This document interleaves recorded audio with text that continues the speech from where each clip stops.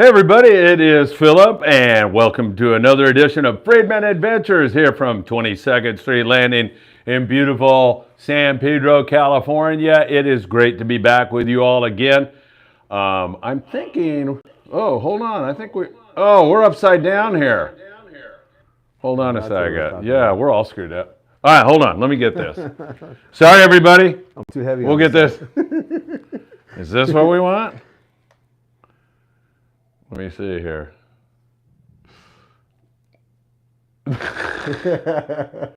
We'll get this figured out at some point in time. Hold on. You need to get two other big guys on the other side. I was barely catching up to you.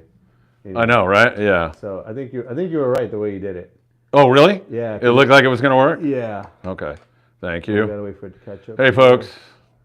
We don't have our technician here, so it's me, and that's never any good. All right, let's see. Hold on. Orientation is locked. Oh, is that what it said? Yeah. I'm going to have to get Mike Morrison in here.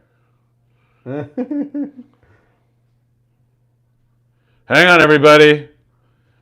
We'll figure this out, I think. I've never had this one before, Sam. All right, we'll figure it out. Hold on. I might even go away for a second, everybody, and come back in 1 second. We got a ton of people watching. Can you hear us okay out there? Ruben, Eric, Oscar, can you hear us? There's like a little bit of a delay. Yeah. Yeah, they can hear us. All right, good. Yeah, okay. Sound is good. Oh, right Chris is on there. Hang on one second. Guys, that's cool. Hey, Morrison.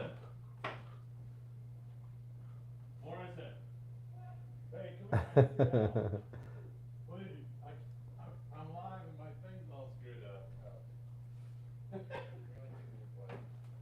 I know. All right, Mike Morrison is coming in here. Mike, look. And that, I don't know. Check this out now. What does that say? Orientation is locked. Oh, please. We're going to get this right, ladies and gentlemen. I promise. Okay. Oh, Mike Morrison fixed it, I think. No, you're still upright. It takes a second. No, I think it'll catch up. Right, hold on, please. But what is this orientation is locked nonsense? You locked it, man. You locked it. Wait, yeah, What? I know. Yeah, it takes a second. You did something. Oh, it's looking that way? Yeah. Wait. Son of a bitch. No, it's going to work. No, it's still the same. What the? Hang on, everybody. We're working on this. I promise. Without Steve here, I have no idea what's going on. But Steve. Yeah, exactly. It's Steve's fault. Well, anyway, Maybe Sam. take it out and then straighten it and then go back maybe. Yeah, that's an idea.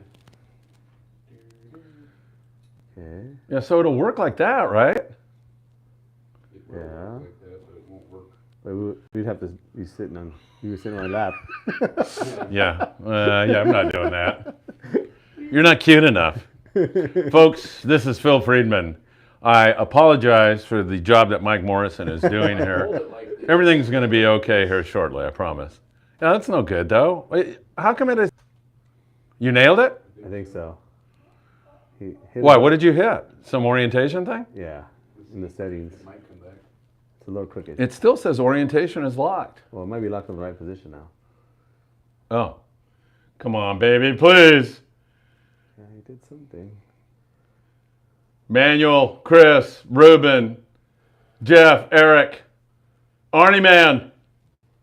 We're working on it. Why is it, man? Just keep talking. You guys just keep talking. I'm just going to keep... Yeah, why don't we talk a little we'll bit? start that. Maybe that'll Hey, fix we're it. going to talk, and Mike's going to get this working by midnight, I promise. And then we can start over again. Sam! What's going on? Damn, it's good to see you. Yeah, man. How do you like this professional operation we have here, Friedman Adventures? It's working out pretty good. I've been doing this since Steve left for months now. Yeah. I never had this problem, so I have no idea what's going on. It's me. It's me. It's me. No, it's not you. And we can't even show all the goodies you brought, but we'll be able to show it here shortly. Yeah. Once Mike figures this out. It's all Mike's fault. But man, some of the stuff you've got all kinds of like the tuna jigs and everything else. Yeah. What'd you bring? Mention some of the things you brought. Well, I mean, pretty much tuna fishing is the hottest thing going on right now in San Diego. Everybody's looking for knife jigs. So we got pretty much the 4 most popular knife jigs that I sell in the shop right now. Yeah. Nomad streakers, all glow. You know, I'm not sponsored by them. Obviously, this is coming right out of my inventory, but this is pretty much the hottest thing we got going. So we got the jigs, we got the assist hooks, we got leaders, 1 for each one. So whoever wins these are going to be ready to catch a big tuna. That's great. What's the weight on those? 420 gram. Oh, okay. Yeah. So that'll get you really deep, Yeah, right? yeah. And these are the knife jigs, so they're going to get down real fast. Everyone's using basically 250 to 500. This 420 is pretty much right the perfect size. Gary Woodrum was on board the New Loan. Yeah. And had great fishing. Oh, Just man. awesome. Killed it. 92 bluefin. He said most of those, well, they were in the 15 to 80 pound range. I asked him, what was the average size? And he said like 25 to 40 pounds. Beautiful. Nice. No fish, not one caught in the daytime. Wow. So everything was at night. And that's where these knife jigs, he said that was the hot ticket. That's the deal. Yeah. What's your biggest tuna so far? Oh, about a 170. You Oh, know? really? Yeah, I haven't got one of those big jumbos, but I feel like I hooked a couple, but but definitely got some nice ones. I haven't got out as much as I would like to, you know, Yeah. like all of us. Yeah. But I've had my chances. Last year I got on a pretty good trip. We got a whole bunch of that 80 to 120. Yeah. That was awesome. God Awesome. almighty. Yeah, And it's crazy. We were just talking a moment Yeah. ago. This is just Crazy. right? It's just crazy. I mean, you know, we were going to talk about the shop a little bit, but I mean, just so lucky. I mean, so many things have come together for the industry, for the community, for everybody that's been getting into fishing or is in fishing now. I mean, 10 years ago, you go on an overnight trip up to maybe a 4-day trip. You take 20 pound, a 40 pound test, maybe 3 or 4 rods, Right. a couple hooks, a couple rubber core sinkers. Yeah. You're set. Yeah, Catch exactly. everything you're going to catch and have a good trip. Nowadays, I mean, it's, well, what are they catching out there? Oh, it's everything from 15 to 300 pounds. Yeah. You know? It's crazy. So you really have to And diversify your tackle. it's a real opportunity. I mean, Yeah. there's always a chance. There's always been a chance. A stray big eye, you know, something like that would ruin Right. everybody. Guy would get one on the troll or something like that. But it's a real legitimate chance at Totally. a 200 pound tuna. Yeah, absolutely. It's crazy. Absolutely. And like you said, in the old days, you know, you're catching albacore, and then Yeah. once in a while a big eye or Once a in a boat while. line would go zing powie. You know, Yeah. a big fish would eat one of the boat line fish or boat line lures. But man, now it's incredible. And the thing is, you can get lulled into this state of Yeah. complacency Oh, about for it, sure. and then next year they're gone for Yeah. another 100 years. Yeah. So you got to take advantage of it now. Yeah. I mean, it's at this point, it's kind of hard to believe that they're ever going to go away. Everyone says, "Oh, they've always been here." You know, they just got to look for them. That's totally not the case. And I don't believe it is. I mean, I know there might have been some tuna around, but the volume of fish that these guys are reporting, you know, literally from Cedros all the way up to almost San Francisco, it's just crazy. And the size of fish is just, it's incredible. Yeah. So, you know, this is a really, really cool chance that we have a just fish of a lifetime. Yeah, 100%. Yeah. 100%. Some of these guys are saying it's the rotation of the earth maybe that's doing this. They're all hanging in there. Nobody's going anywhere. We're working on this. So, hey, Sam, Islands is the best. Yeah, that's one of your buddies, Nate. Do you know Nate? Yeah. So when people walk into, you know, I always look for a place where I can send somebody who's brand new and they can go in there and not get sold a bunch of stuff they don't need and get, you know, have somebody talk to them in a way that explains it. And that's your store for sure. Yeah. You know, when anybody mentions you or I think about you, before your fishing expertise, before all the grit, I think he's a hell of a nice guy. That's been our basically where the whole business is just set upon. You know, I mean, growing up, I worked. You know, my first job I ever had working on a Redondo barge. You know, I got a lot of experience with guys who was their first working time. on the barge with you in those days? And when was that? This was about 90. Yeah. Yeah, well, actually earlier than that. But right Was around Eddie 90. Leland there? The guy? No. No. No, it was Gordon King was. Gordy King was still he there. Yeah. running it. Yeah. Mike Yeah. Inscore was kind of the guy that I worked with the most on the deck. Yeah. But a bunch of great guys, and Scores the man. yeah, and you know, that's where I got to learn how to teach people how to do stuff, and guys that were literally first time guys off the pier, you know, and back then, yeah, we weren't catching any tuna, nothing like that, but you know, showed them how to rig up for some bonita, barracuda, and first time guys, how to work around each other and that Right. whole thing. And back then we had, regularly 120, 140 people. Right. So you have to also learn how to work with people, working with each other. So it was definitely a good lesson for life in general, how to treat people right. Right. But also too with this business is how to show somebody and to, be able to take them from point A to point B. And so it's definitely what we do all the time. We want to get people to the next step, wherever it is that they want to go. Right, exactly. Some guys want to go straight to a 10-day trip, and we help them with that. Some guys just want to take their kid on their first overnight trip, and we help them with that, whatever it is. Or surf fishing. Surf fishing, that's actually a big one. I used to do it a lot more, but that's like almost the most perfect fishing because you could take 2 hours out of your day and have a great day, fishing. So I think that's a really good one. So yeah, all of that stuff. Absolutely. It's a good deal. Is that what we're doing now, Mike? I think that'll work for today, right? Yeah. At least we're right side up now, I think. Although I'm not on my thing here, so yeah, we're good now, I think. Hey, that's what it's going to be, folks. Mike, we'll figure this out later, but I appreciate it. All right, so we're good. Arnie Man, tuna. Arnie Man runs a panga out of Ensenada. Okay. He's a great guy, and it's Arnie Man, Arnie Sport Fishing, pardon me, on Instagram and on Facebook. And Arnie, you should know that the new land was down there right off Ensenada. It was a nighttime bite, though, so really, really, really good. What? Yes. Yeah, that's good enough for now, right? Yeah. We'll have to live with that. We actually look okay on there, don't we? Yeah. Stretches us out a little bit. I love you, Mike. I can't turn it to where you're not on and just him, so it'd be way better for your viewers to not see. Oh, perfect. What are you talking about? We're both on there, aren't we? I can turn it to where you're not. Oh, yeah. People won't get sick to their stomach. Mike, thank you. Thanks, Mike. All right, folks. Sorry for the technical difficulty, but let's do it again. Sam's here. Sam de la Torre. And it's great. I never knew you got into it. I might have been selling tickets down in 90. Around 90, yeah. Was I working I was there 14. then, How old are you? I'm 47. Oh, so yeah. 33 years ago. I'm 64, so I'm way older than you. Yeah. 33 years ago, I guess. Yeah. Yeah. But yeah. And were those good days? Did you enjoy that? Oh, awesome.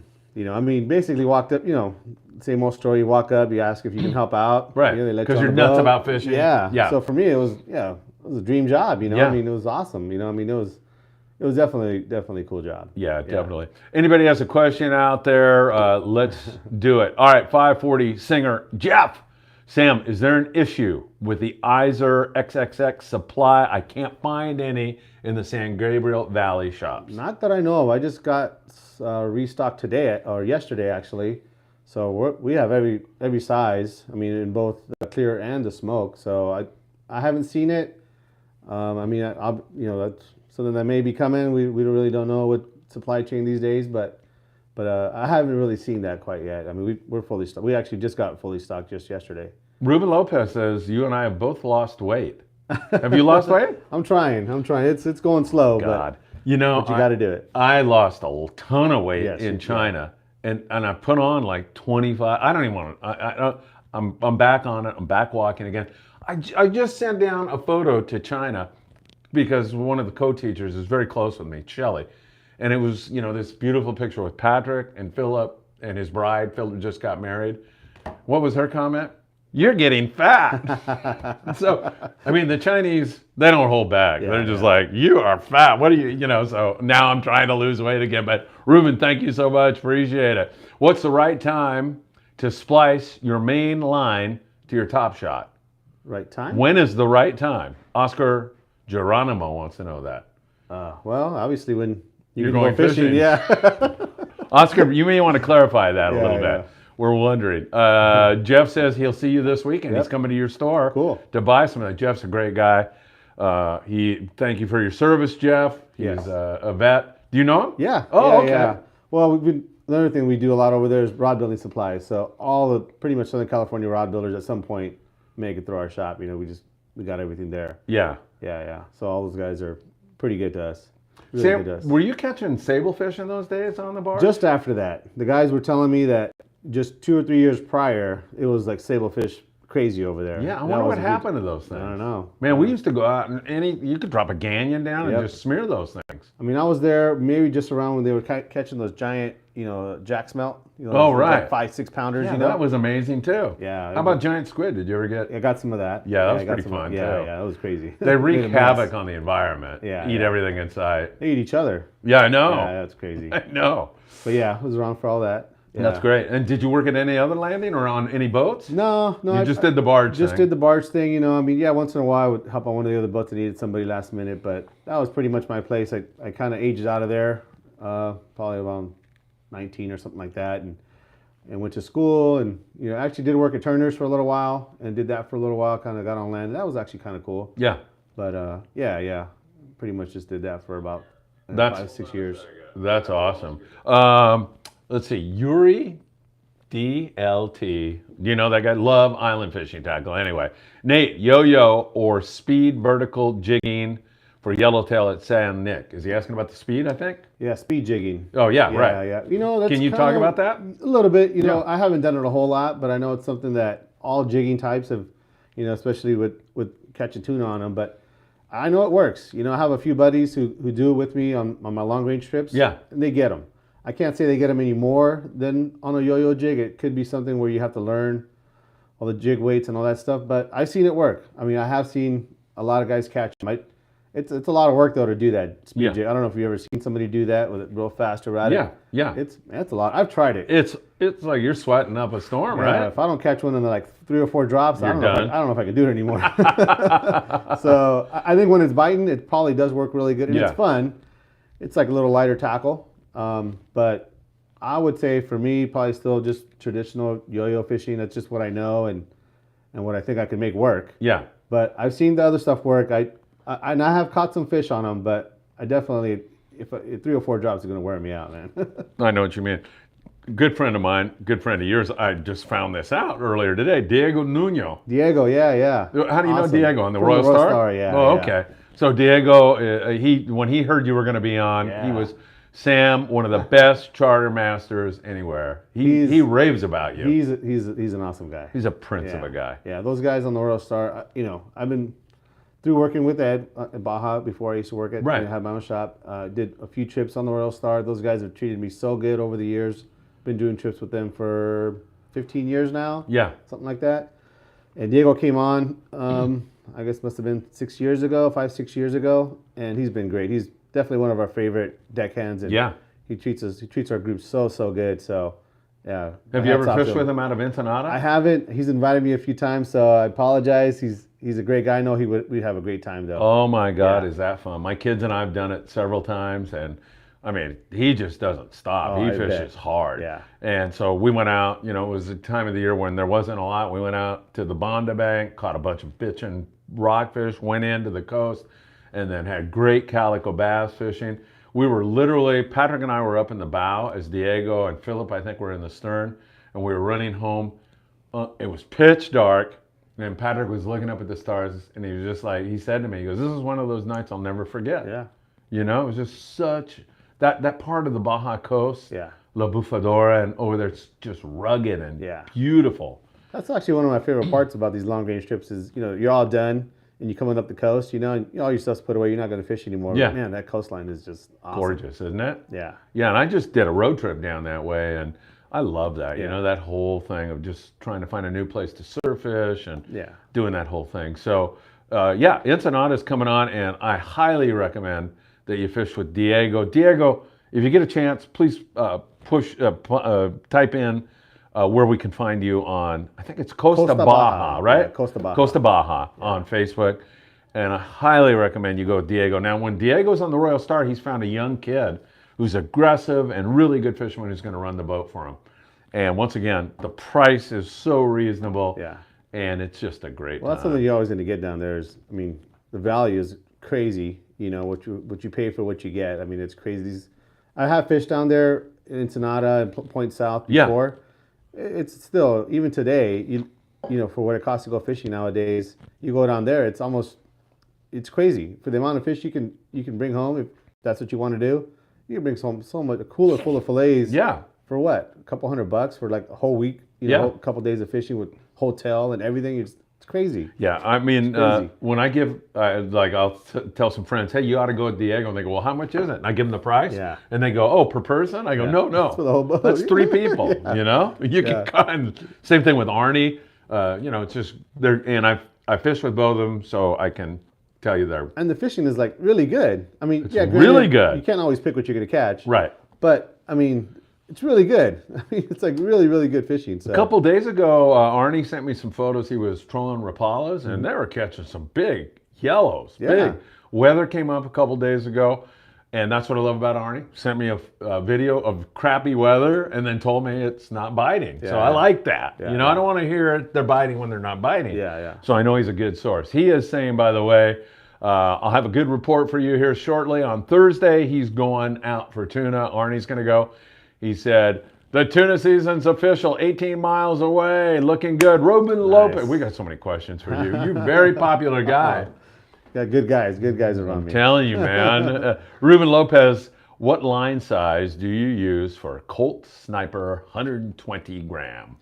Well, last year on that trip there, we got all those nice fish. You know, same thing. You know, it depends on the size of the fish, but we were using 80 pound.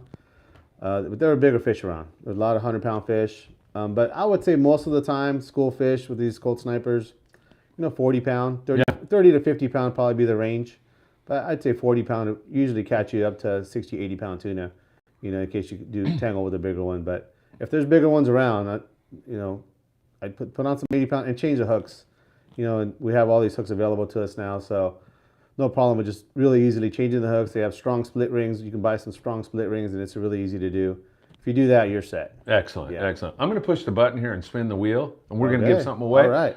Because I'm going to give away, we've been lax on our Patreon members. Thank you to our Patreon members. $5 a month, and you're in the drawing. I'm going to give away at least 3 today. And it is spinning, spinning, spinning. It is Marco Farrell. Marco Farrell, I don't see him on their charting, but what do we got? So we got 420 streaker with the leader Yeah. and a hook set up, so he's ready to go catch a big one. Big, great gift. Thank you so much. There you go, man. That is awesome. Marco Farrell, congratulations. And all of you out there, if you want to become a Patreon member, that would be fantastic. Kevin Acevedo, what kind of rod do you recommend for yo-yos? Fishing the yo-yo iron is one of my favorite things, especially out on Cortez Bank. I love it out there. Yeah, I like a longer rod. You know? do? Yes, not real long, 8-foot rod. Not a 10-foot. Not a 10-foot. Yeah. I mean, you could use one, but 8-foot rod. You know, these days, anything in 30 to 60, 40 to 80, something like that, depending on the company, maybe even a 50 to 100. 2-speed reel, you know, you're not having to cast really far, so a 2-speed reel is going to be just fine. Yeah. And something in like a Talica 12 or a, you know, Saltiga 40 type size. You know, you don't have to go to a real big size. I'd like to stay away from the smaller reels. Mm-hmm. That larger reel can have a little bit more line pickup Yeah. real fast, and you have usually a low gear. So you do hook a big one, you need to keep it moving. So something about that size, like a Saltiga 40, Talica 12, you know, Torque or Fathom 25 narrow or 30, something like that. Would be great. And you like that longer rod as opposed to a 6 or 7 foot, huh? Yeah, I do like a little bit longer rod. Why? I feel like there's a little bit more give. Yeah. You know, when you first get bit, you want something that's stiff, but it's got a little more give, you know, so that you're not ripping that hook out of them, real easy. So Yeah. you know, you can do it with a shorter rod, though. I mean, you know, with yo-yo fishing in general, it's not as technical as like surface iron fishing, where you got to have a long rod for a big cast. Yeah. Or live bait fishing, where you got to have a light tip. You know, yo-yo fishing is probably more about the reel than the rod, but I prefer an 8-foot rod. I just feel like when you do get bit, they're able to eat it and kind of set the hook real good with having that a little bit longer rod. And you know, I always like to cater to the guy that, what is yo-yo fishing? Because there may be somebody who's tuning into us, and a lot of these guys that are asking the questions, they all know, but can you describe yo-yo fishing? How does it work? So yo-yo fishing is going to be a vertical presentation for the most part, although you can cast out and maybe bring your jig up at an angle, but you're really working the lower water column. So basically from the bottom up to typically Halfway? Halfway, yeah, maybe. You know, sometimes you get fish that'll chase it up halfway. Yeah. But pretty close to the bottom. You're working the bottom half of the water column. So let's say you take what, 20 grinds and then drop it back down I would again? say so. Yeah, you know, you may take one full like wind all the way to the boat, kind of measure that and give yourself an idea. Okay. And then let it back down. But Good also idea. want to be, in the zone as much as possible. So you really don't want to work past that middle area. You don't want to wind it up to the top every single time, right? No, You're no, wasting you're time. wasting time. Yeah. So and sometimes too. I know even at the Cortez, making a good long cast, depending on where the boat's set up, making a good long cast and bringing that jig up at a 45, I found to work really, really good over there versus just a straight vertical. Still working the bottom, but a little bit more of an angle. Yeah. And I've seen that work really good over there. Smaller jigs too sometimes, not the real big ones like a PL68, but more like a Tatty 4.0 or smaller. Yeah. Something like that. And that depends too on current. Sometimes you got ripping current there, so probably a 4.0 is the smallest you can use. But if you can get it with a little smaller jig, you can wind a little faster, and it seems like that works pretty good over there. A lot of those fish over there are more on bait fish than squid, and so those fish really, really want something that's moving. Yes. If you have a smaller jig, it'd probably be moving. So even like a Daiwa jig, something like that would be a good substitute if you don't have like a Tatty 4.0 in your box. But if you have maybe a Colt Sniper or Zakana jig would be really good. And they make those up to 120 gram. They're slender, so they sink out real good. I think that would work good over there. Got it. Talk about a fountain of information, man. You're really tuning us up. And the one thing you did mention that a cast sometimes works well, but for the guy that's new and can't cast, you can drop them straight down and get a bite, right? Straight down. And also, too, you don't have to be worried about being at the stern of the boat, That's right. Sometimes people get too caught up with being back there, especially yo-yo fishing. Sometimes somewhere up towards the bow or middle of the boat, since you don't really have to cast, you don't need the space behind you. Yeah, just make sure that wherever you're at, your line's going away from the boat, not under the boat. Right. You may talk to a crew member, make sure that you're on the right side of the boat because that Wind won't in get you your in face trouble. kind of thing, right? Yeah, well, when you're at anchor, sometimes it's kind of hard. That's true. Yeah, so just talk to a crew member and say, I just want to drop a jig down, and they'll tell you what side of the boat to be on. Sam, that is something that I think is a sage advice, that don't be ashamed to go and talk to a crew member. Right. And say, hey, I don't, when somebody comes to me, the oracle, me, right? I know it all. And what do I use on the Royal Star? I say, I don't know. That's Diego. That's Diego. He's out there every single day. So ask your crew. They know that I don't know what's going on. I'm sitting here in a podcast studio. Even on the 11 day, the trip that I do with Diego, pretty much every single time I go, I at least I kind of swing it by him and say, hey, Diego, what do you think about this? You think this is going to work good? And sometimes I say, no, you know what? You might want to size up or size down. I take his advice, and usually it's the right advice. Those guys, they want us to catch fish. Heck yeah. That's what it's all about, right? Number one, so. Tim P., how do you replace the last guide insert on a rod? You don't. Okay. Yeah. Tim, listen up now. The insert on the guide is, you can say, I guess. Can you dumb this down for people? So what's he talking about exactly? So basically, a fishing rod there has. I broke the tip off that one in case you can't tell.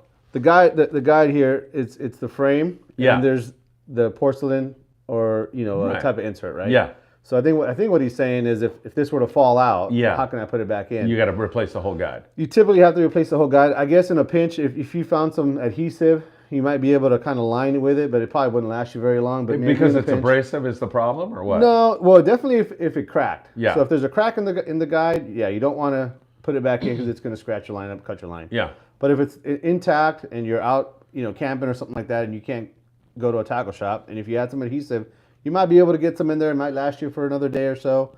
But the right way to do it is to remove the guide and put a brand new guide on. Yeah. Okay. Yeah, that's there you are. Hey, here's a guy you might know this name. I'm guessing you do. Darren Dohe. You know that guy? Yeah. An old friend, right? 90 degrees to starboard. You know what that means? I don't know if he was talking about the camera. Or... Maybe. Oh, maybe. I don't know.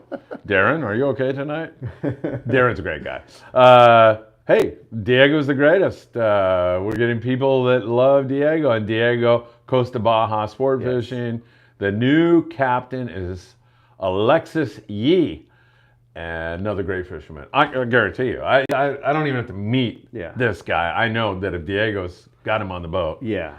And Diego, I'll be down there hopefully, I don't know, before you go back on the Royal Star, which is at the end of the month, or if not, I'll fish with Alex. We're going to do a whole thing with a hotel in Rosarito. Oh, nice. The Del Mar Hotel. The guy that runs it, Gerardo Delgado, he's doing this whole pool with a bar and a grill. Wow.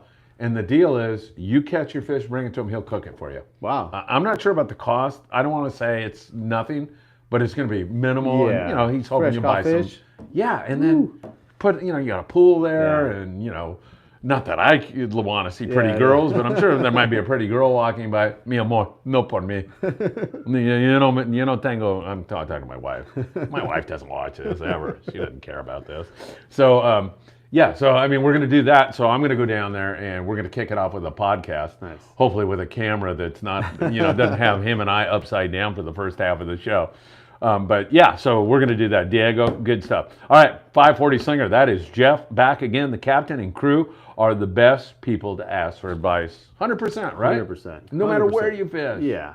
I mean, that's the reason you go on the boat and you pay, your ticket is you want to have good service, and these guys, that's what they do. That's what they want to do.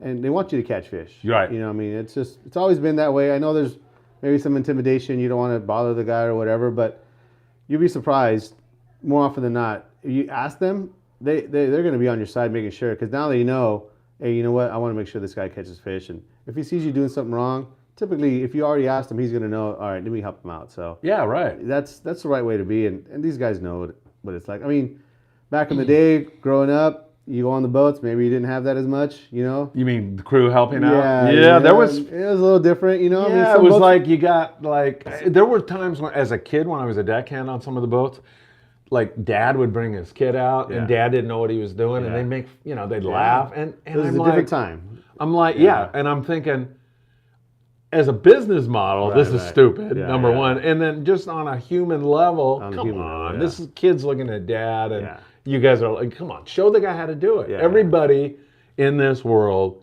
is ignorant about something, and they need some help. Yeah. Guys like me are ignorant about a lot of things, but I mean, you don't know it all, so Yeah. lend And a hand. yeah, nowadays I don't really see that too I don't either. much. I don't either. But back in Thank the God. day, it was like that a little bit. Brutal, right? I mean, yeah, you didn't want to ask, especially you saw somebody else ask a question, you were going to be the next guy. Oh my God, that was. But nowadays, no, not the case at all. Little not different. from what I see. Yeah. Right, and And then they're not going to be around if they do. That's right. There's been guys from the very beginning. Rick Evinger up there at Marina Del Rey Mm-hmm. Sport Fishing. He's always, I mean, I can remember he emphasized customer service from the very beginning. And then you go on the Amigo out here, Mm-hmm. same thing.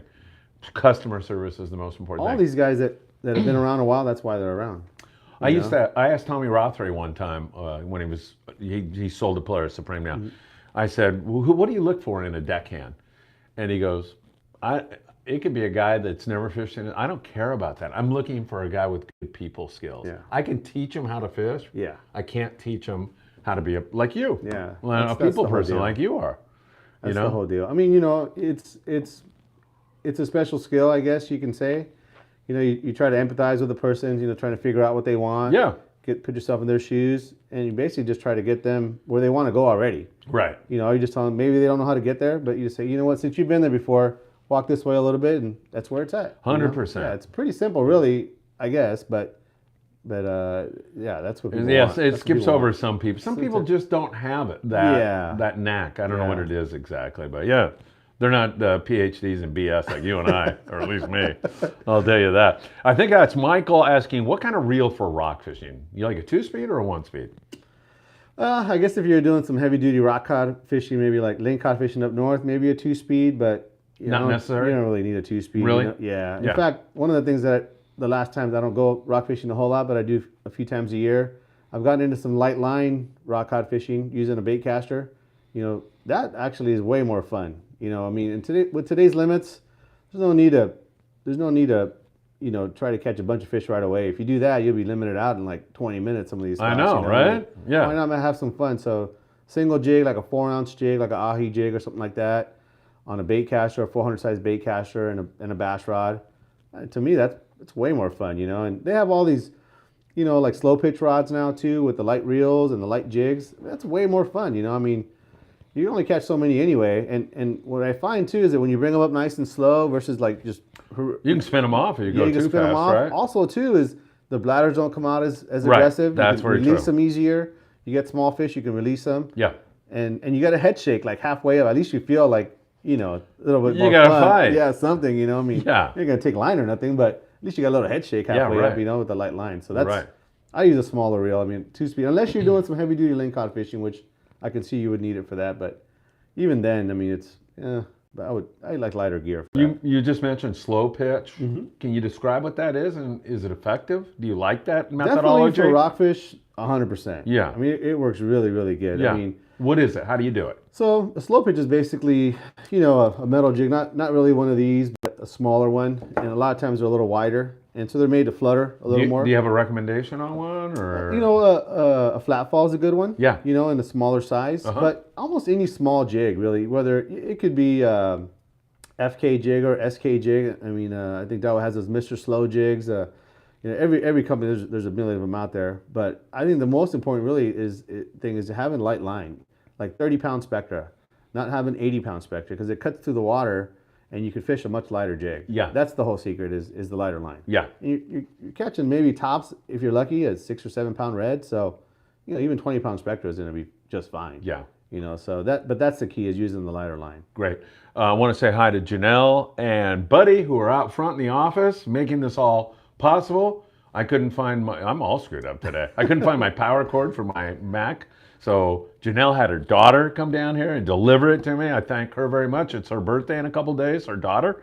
So wish her an early happy birthday and say thank you. And also, he's not here. He left. But Chad from Hookup Baits is here. Hookup Baits. He's doing it, man. They work on just about everything, don't they?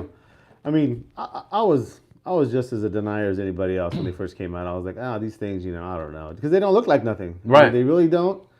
But they work. I mean, there was a lot of deniers crazy. too, wasn't there? So many. I mean, and rightly so. You get something new on the market. Anytime anything's new. Right. With these knife jigs, same thing. Butterfly jigs, same thing.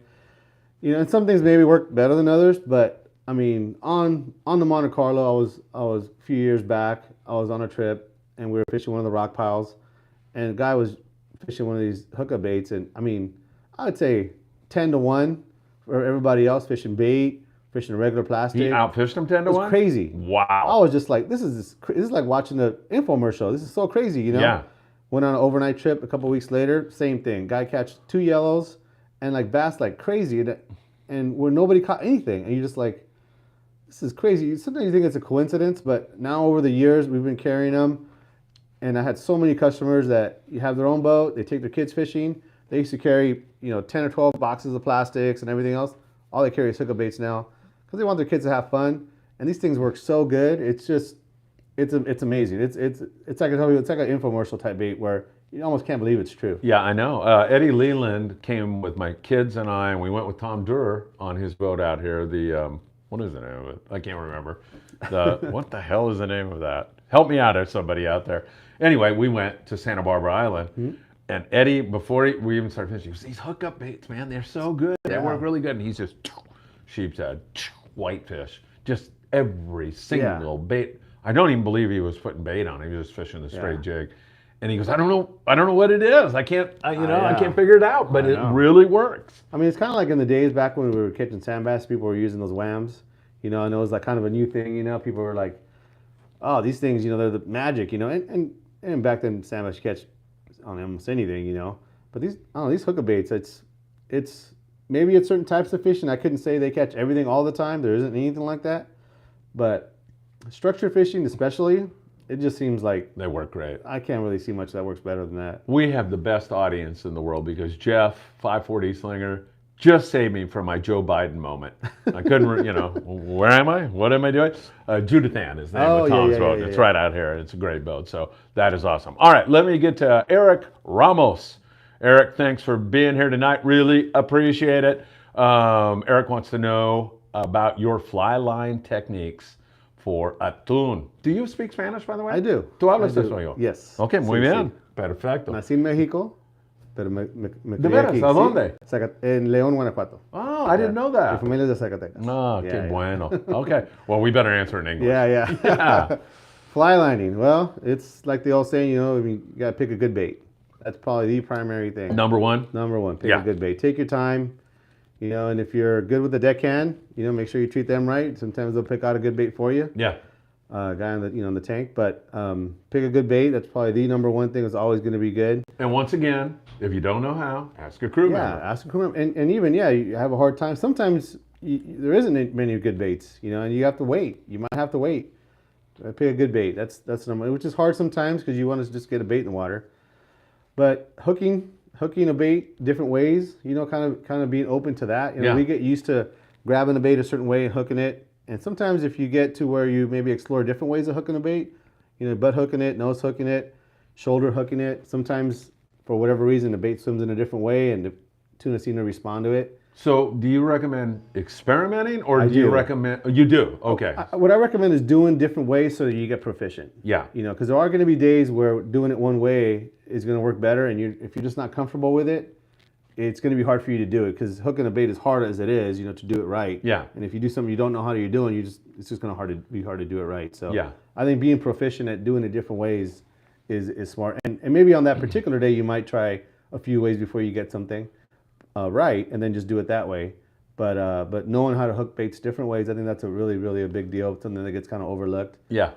And then not being afraid to use a little smaller hook. You know, I know we can go a little crazy sometimes with the small hooks and light line, but you know, with this bluefin especially, you know, I mean, they're known for being line shy Yeah. Right. and hook shy, and so I think that's important. That's a real important thing to remember is sometimes you just got to drop down. I know it's tough, and the crew member's going to tell I you know. don't use less than 40, but I'm the worst at that. it's too. so hard, you know. I mean, know. you got to I'm get hooked up, you know. Yeah, I Yeah, mean, I was on, I don't know what boat it was, but my friend Bob Alvarez, and some guy asked him, where's Philip's rod? I was fishing up toward the bow with Alvarez, and he goes, just walk up there and look for the biggest giant frickin' hook on 60 pound. That's his. And that was mine, you know. Yeah. I was like, you know, if they don't bite it, I don't catch them today. Yeah. So, but you're so right. I mean, because I could go, you know, when I want, but if you're investing some money in Yeah. this, and you don't have all, you know, things are expensive now. Yeah. You want to maximize and catch a fish. Yeah. You got to be versatile. You got to adapt. You got to watch what's going on, right? And if you have to drop that line down to the hook size, you got to do it. And sometimes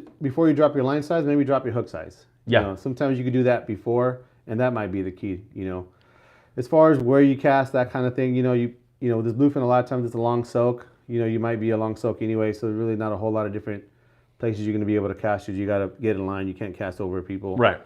But you know, learning how to cast too. You know, I know that's kind of a hard skill. You know, because it's a small bait, but getting good at that. You know, I mean, back in the day, we used to make a big deal about learning how to cast because we had small bait. You know, mostly Anchovies. anchovies. Now it's mostly sardines, so Yeah. it's not too bad. Not But an issue. the better the cast, you know, the longer the cast, the better typically. And we may be going back to anchovies. Yeah, it Maybe. looks Yeah, like yeah. it. We have this La Nina thing going on, a possibility of albacore. Bobby Taft, I interviewed him on the Top Gun 80 the other day, and he's pretty convinced. I haven't made my albacore call yet this year, but I'm getting ready to do it. And speaking of albacore, you know, when I was back in the corner and they're boiling, you know, I might gill hook or butt hook. But sometimes when it was a long soak up in the bow, I would come up through the because you've done it. I know. You'd soak that bait and then go, nothing. And the minute you take a one, you're on. He's there. They bite that thing right when you take that line. And that bait does not look natural if you gill hooked it and it's on a long soak. So learning those things, those little small things are really important, right? Yeah. Yeah. Oscar Geronimo, he's asking the same question about bait. So, or he asked that question. All right. Don't sleep on the Tatty AA Heavy Dorado pattern. That's money, says Sergio Rodriguez. Yeah. You agree? Yeah, I would say so. Yeah. You know, these jig colors these days, we pretty much use mint for everything, but yeah, that Dorado color is a good one. Especially actually at the Cortez, that's probably one of the places I've done best with that color. Right. Yeah. Right. Looks like Michael. Dan Hernandez Youth Foundation does a great job of teaching youth to fish. Casting, knots, and other fundamentals are taught every third Saturday, free for kids under 15, I'm assuming, at the Whittier Narrows Lake Clubhouse. Way to go, Dan Awesome. Hernandez, and that's so important, helping the youth to fish, right? Yeah, especially some place like that, Whittier Narrows. I mean, probably pretty easy to learn there, I guess. Yeah. I don't know, yeah. Yeah, I think he's been doing that for a little while, right? He's been doing it a long time, and yeah, I know like William Davis and his wife Denise and a bunch of people are always there. Will Eversman, did you know Will? Yeah, I did. Passed away. Yeah. He was always helping Dan do all yep. that stuff. So we got to get Dan on the show one of these times for sure. Yeah. That'd be fun. But yeah, Dan does a good job there. In my past, I did it. We took over 100,000 kids. Right now, I'm kind of concentrating on Mexico, and then I did this. I mentioned the Top Gun 80. I did this thing for the veterans. Oh, okay. Nice. Man, I interviewed a Gold Star wife and mother, and her story, shook me so much that I almost want to switch and start doing the veteran thing now because, man, the sacrifices those guys make, it's just, so we take it for granted. Yeah. It's they lose their limbs, they lose their lives, they leave kids behind, and the Even only past that. reason we're fishing Yeah. is because we have freedom and, you know, a powerful. I'm convinced that Julius Caesar was right in the Ronald Reagan doctrine. I'm not trying to be but if it's peace you seek, prepare for war. Yeah. Strong military, people don't want to F with you. Well, If you're vulnerable, then somebody might take advantage and try. So God bless our guys and women in the armed I forces. mean, however you see it, these guys go through some pretty extreme situations. Absolutely. Man. I mean, that I'm pretty sure that once they go through them, they don't wish that on anybody. But Right. they're the ones who did it. Yeah. You know, and you have to figure out a way to kind of, you know, try to better their lives a little bit, you know. So whatever we can do, I know sometimes it's a small thing, but you know, we usually give a military discount there at the shop. Not all the guys ask, but if they ask and they have, you know, ID, Great. yeah, I mean, it's the least I can do, you know. I mean, these guys Right. have given so much. You They know? really have. And when I look back at, you know, I was an alcoholic, still am. You know, I'm trying to stay dry, but sometimes you teeter. And I look at the reasons that I drank, and then I compare it to that. I'm like, what was I thinking? These guys, these men and women go through so much. So Yeah.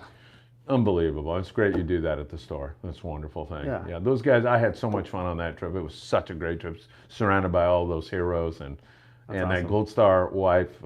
I'm actually working with her cool. a little bit and trying to help her get that story out a little bit more. She's a really lovely person. So good stuff. All right, let's see. Where are we here? Dan Hernandez, we already did that. El Sueño, hello.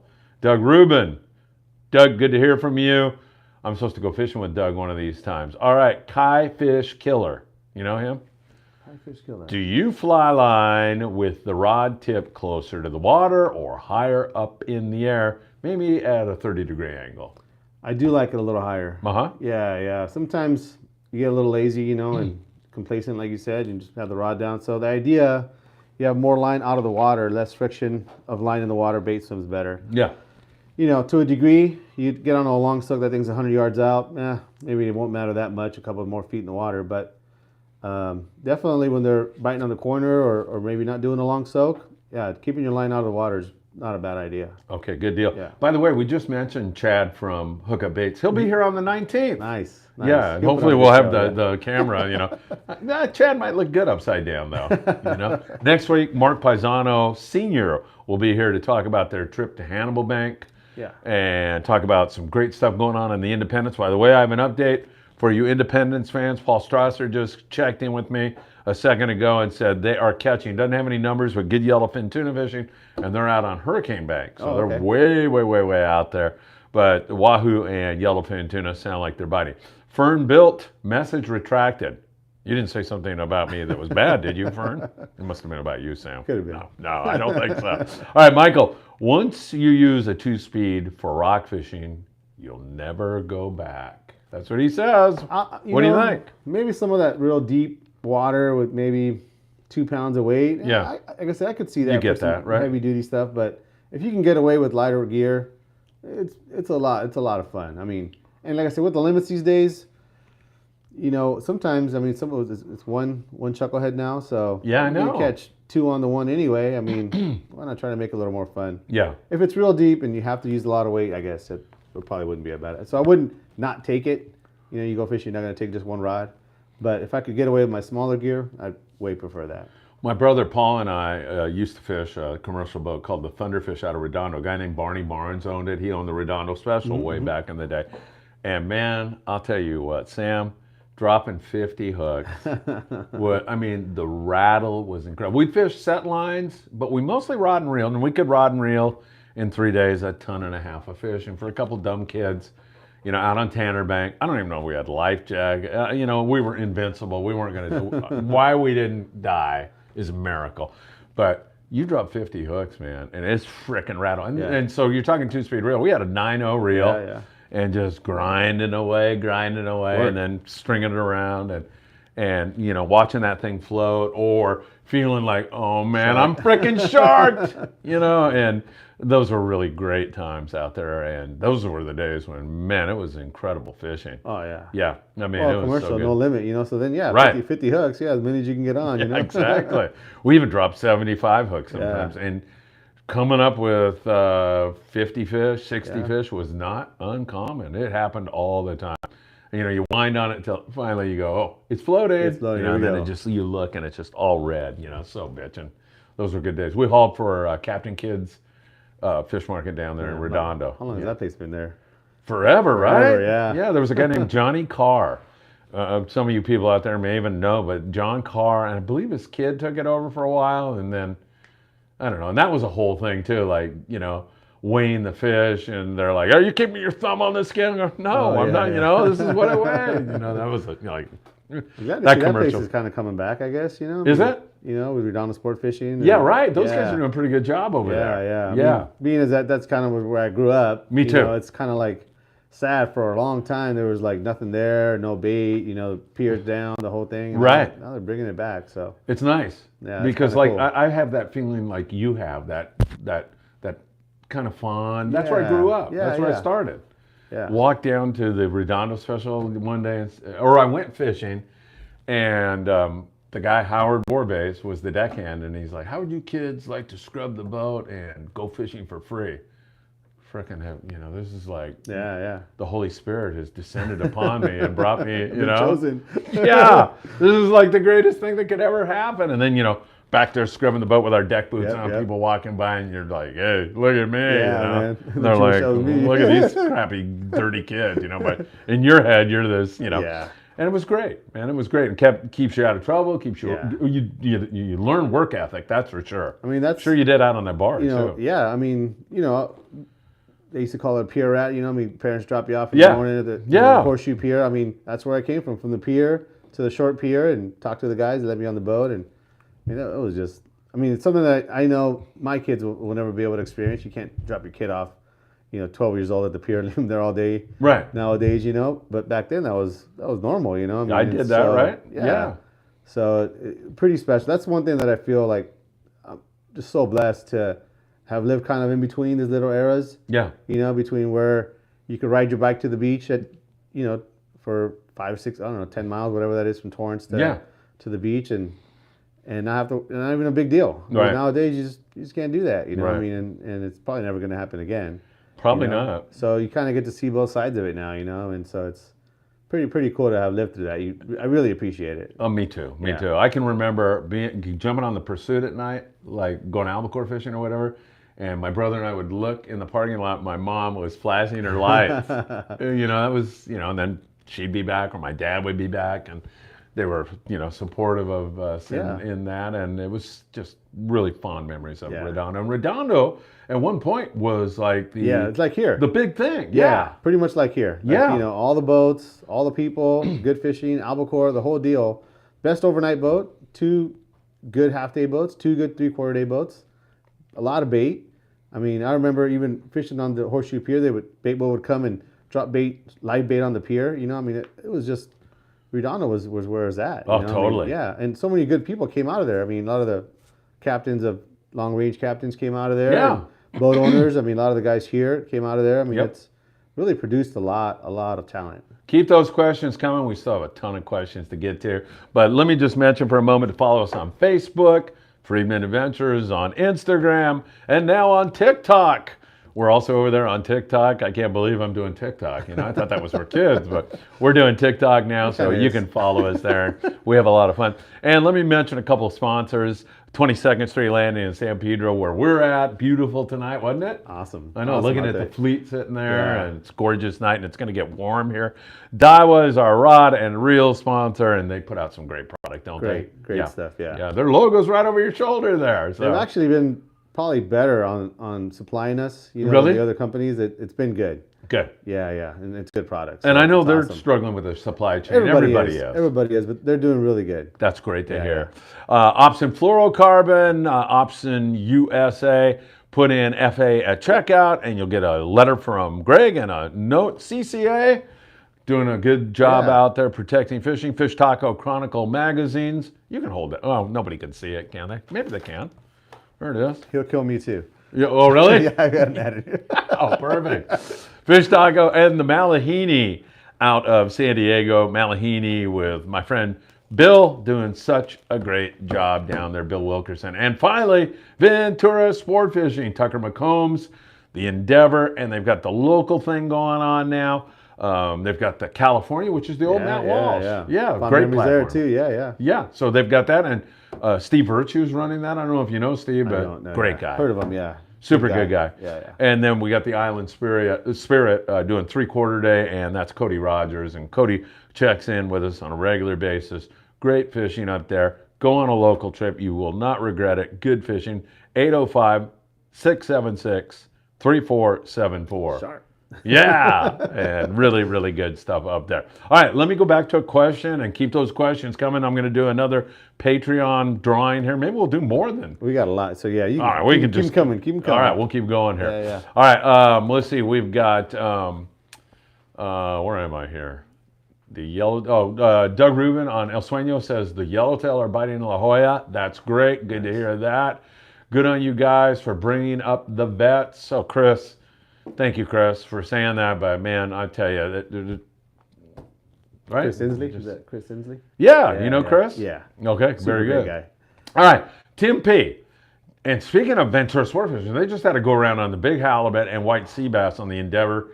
Tucker's such a good fisherman, and we have a trip, I think April 27th. Can't wait to get up there. That guy gets them. Sold out, but yeah, he does. Tim P. Do you have a favorite setup for halibut, like reverse dropper loop, or what is it you like? Yeah, probably reverse dropper loop. I think that's probably going to be. What is a reverse dropper loop for people that don't know? So a dropper loop is something you tie a loop in your line. I think you had one of the guys who tie a real fast dropper Oh loop. yeah, did you Tino That was pretty Valentine? cool, yeah. Yeah, did you like that? Yep. What was that? 3 seconds. It's crazy. Freaking fast, right? I tried it, man. I couldn't. There's no way. It's crazy. No, I got one done in 3 minutes. Yeah, that's about right. Yeah. In about 4 tries. No. So basically, reverse dropper loop is just a dropper loop it's got a long loop. Yeah. And you put the weight on the loop and you hook back there. So you're usually going to be drifting. You know, I know the halibut drifting, and so you're basically setting up so that it's kind of like bounce balling, where your weight's going to be hitting like that, and your weight's going to be right above the bottom. Yeah. And so usually halibut drift like that. That's probably going to be your best way. Springtime's a great time for halibut, right? Yeah. Those guys get them up there. I mean, one Boy, year they got do all they those ever. like 40 pounders and stuff. My God. Giant ones. They got the record up there a couple years ago, Yeah, right? right? Crazy. Was it like a 70 pounder or 50 something? 58 pounds or something. Yeah. I think it was like that big, man. Freaking big, man. I did an update this morning. You can go back and watch that. But yeah, I put a photo up there of some big halibut. They had a sea bass. And of course, Sam, you know as well as I, it's all about the bait. It's all about the feed. And that squid got located up there in the Channel Islands this year. And so heavy. And there's squid at Catalina. So that bodes well for the spring at Cat, Santa Barbara, Nicholas, and up there in the Channel Islands. I think we're looking down the barrel of a good spring. Well, just like all this tuna in San Diego, you know, crazy. I mean, that sea bass and halibut up there. I mean, crazy. I mean, straight wide open on these big sea bass, and this halibut is just, that's incredible too. You know, I mean, once again, it's something I don't ever remember seeing growing up. I mean, I never fished up there too much when I was younger. Yeah. But I don't remember seeing that much sea bass. We'd get our Catalina stuff, you right? know, pretty good. But these guys, I mean, they've been wailing on it. Crazy. Up there. It's been. I know some of our customers were coming back and saying that they had to go rockfish afterward because they limited out before light. I mean, in the dark, you know, they went out that night in the dark before it was daylight. They're all limited out on 30 to 40 pound sea bass. I mean, that's crazy. Amazing. That's 3 a piece. What's your big halibut? I haven't got too many big ones. Maybe a 10 pounder or something like that. Okay. Yeah. Well, let me. Since they want to know how to catch halibut, I can brag a little bit. Yeah. I got like a 38 pounder on the Ensenada Clipper, and the technique I used was, I was throwing a jig. I think it was a Tatty 45. I made this long cast, right? Mm-hmm. And I got a bird's nest, horrible bird's nest. So I was like going like this, and then I went, oh crap, I'm snagged on the bottom. And then I started winding, and up came this 36 pound, you know. That's how I got my personal best sheep head. Really? Backlash on the surface iron. Like sometimes you just get lucky, right? It's gonna happen that day, no matter what. Rather be lucky than good, right? Chris Inslee, or no, we already got Chris. Doug, let's see. 540 Slinger, Jeff, when targeting Forkies, Yellowtail, do you prefer J hooks or circle hooks? Great question, Jeff. Yeah. Probably And the answer is either would work, but J hooks is probably gonna be the way to go. why? You know, you don't need a circle hook. First of all, you're gonna get a little bit more hook set, and the yellowtail aren't always moving as fast, so they're gonna be sometimes swallowing the bait. So and they don't have teeth, so you don't need that corner of the mouth hook set. Yeah. So I think having a more positive hook set is probably gonna be the way to go. Yeah. Well, our next guy concurs with you. Janix 123. He says the San Diego has been killing yellowtail for several years, and they recommend J hooks. Just need to know you have to set the hook on J hooks and not circle hooks. That's very sage advice. And what he says about the San Diego, Ryan Bostian, Booger, Yep. he runs a great operation, and he's got it dialed in. And I forget who runs, somebody can tell me who runs the boat when Booger's not there, but that kid's got it dialed in too. And everybody I hear that goes down there to Seaforth Sport Fishing and jumps on the San Diego raves about that operation. But It's a destination. yeah. It's a destination. People make that something they want to do. Like, I want to go fish on the Royal Polaris. Yeah, I want to go fish on the San Diego. I know. It's like a destination. Absolutely. He's right though, right? Circle hooks, you don't swing. Don't swing, J yeah. hooks, you do. Yeah. I do love swinging on a fish. Yeah. Don't Way you? more fun. Yeah. Yeah. I mean, that just putting it in gear and then letting it come, it's all right, but it sucks. That's right? the funnest part. I mean, the rest is just kind of work, you know? Right. I totally agree. Yeah. It's so fun to go swing and then go, here you go. Yeah. Right? The next one, yeah. I'll look another one and hand it to you. Yeah, it's so great. Let's see. Kai Fish Killer. I caught a 52-pound halibut. That is one beautiful fish. That's crazy. At Santa Rosa Island years ago on a standard dropper loop. On a reverse dropper loop, I hooked a 37-pound yellowtail at Catalina Island and ended up falling in the water, and they still got the fish. Kai, thank you, man, for sharing that. That is an awesome story. I love it. I mean, crazy, man. Right? Falling in the water. And you know what? Kai, obviously, he was hanging onto the rod the whole time, right? That's great. Rocket Dogs, Phil, Sam, great show. Rocket Dog, we love you, man. Thank you so very much. It's great to have you on here with us. Let's see. And then Kai's back again. It took me 30 years to catch a legal. Did I ever, with that fish, it was my second legal halibut. So it took him a long time to get a legal halibut. Yeah. You know what's even harder to do is get a legal halibut surf fishing. Yep. A lot of guys do it. I had a halibut 3 days ago, but it was obviously short. I've had a couple maybe, and not big, just like 23 inches, something like that. But I only had one legal. it's fun to catch them. Yeah, oh yeah. Even the shorts. Yeah. They pull hard. You're usually fishing light line. Yeah. Pull hard. I mean, you fish like the Lucky Craft type stuff, or you fishing? I do sometimes. I fish crocodiles? a lot of crocodile. I fish or a Castmaster or something like that. I have, a yellowfin croaker eat that really good, and halibut eat it too. Yeah.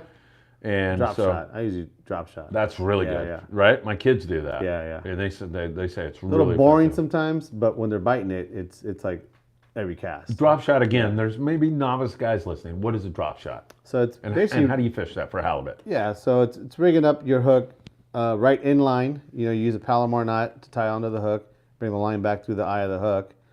And what that does is that when you cast out, what you're going to do is you're basically just twitching the rod. Yeah. And since your line is attached to the main line and not on a loop, it's dancing around. And it doesn't, once again, it doesn't look like it would do anything. But if you bring it close to you and do that, you'll see that bait dancing around. It's usually going to be a plastic that's going to be like a stick type plastic with no tail, and that usually has the best action.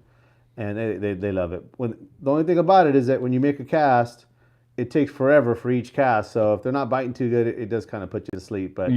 But sometimes that's all they want to eat. Right. I remember one day over there fishing topaz.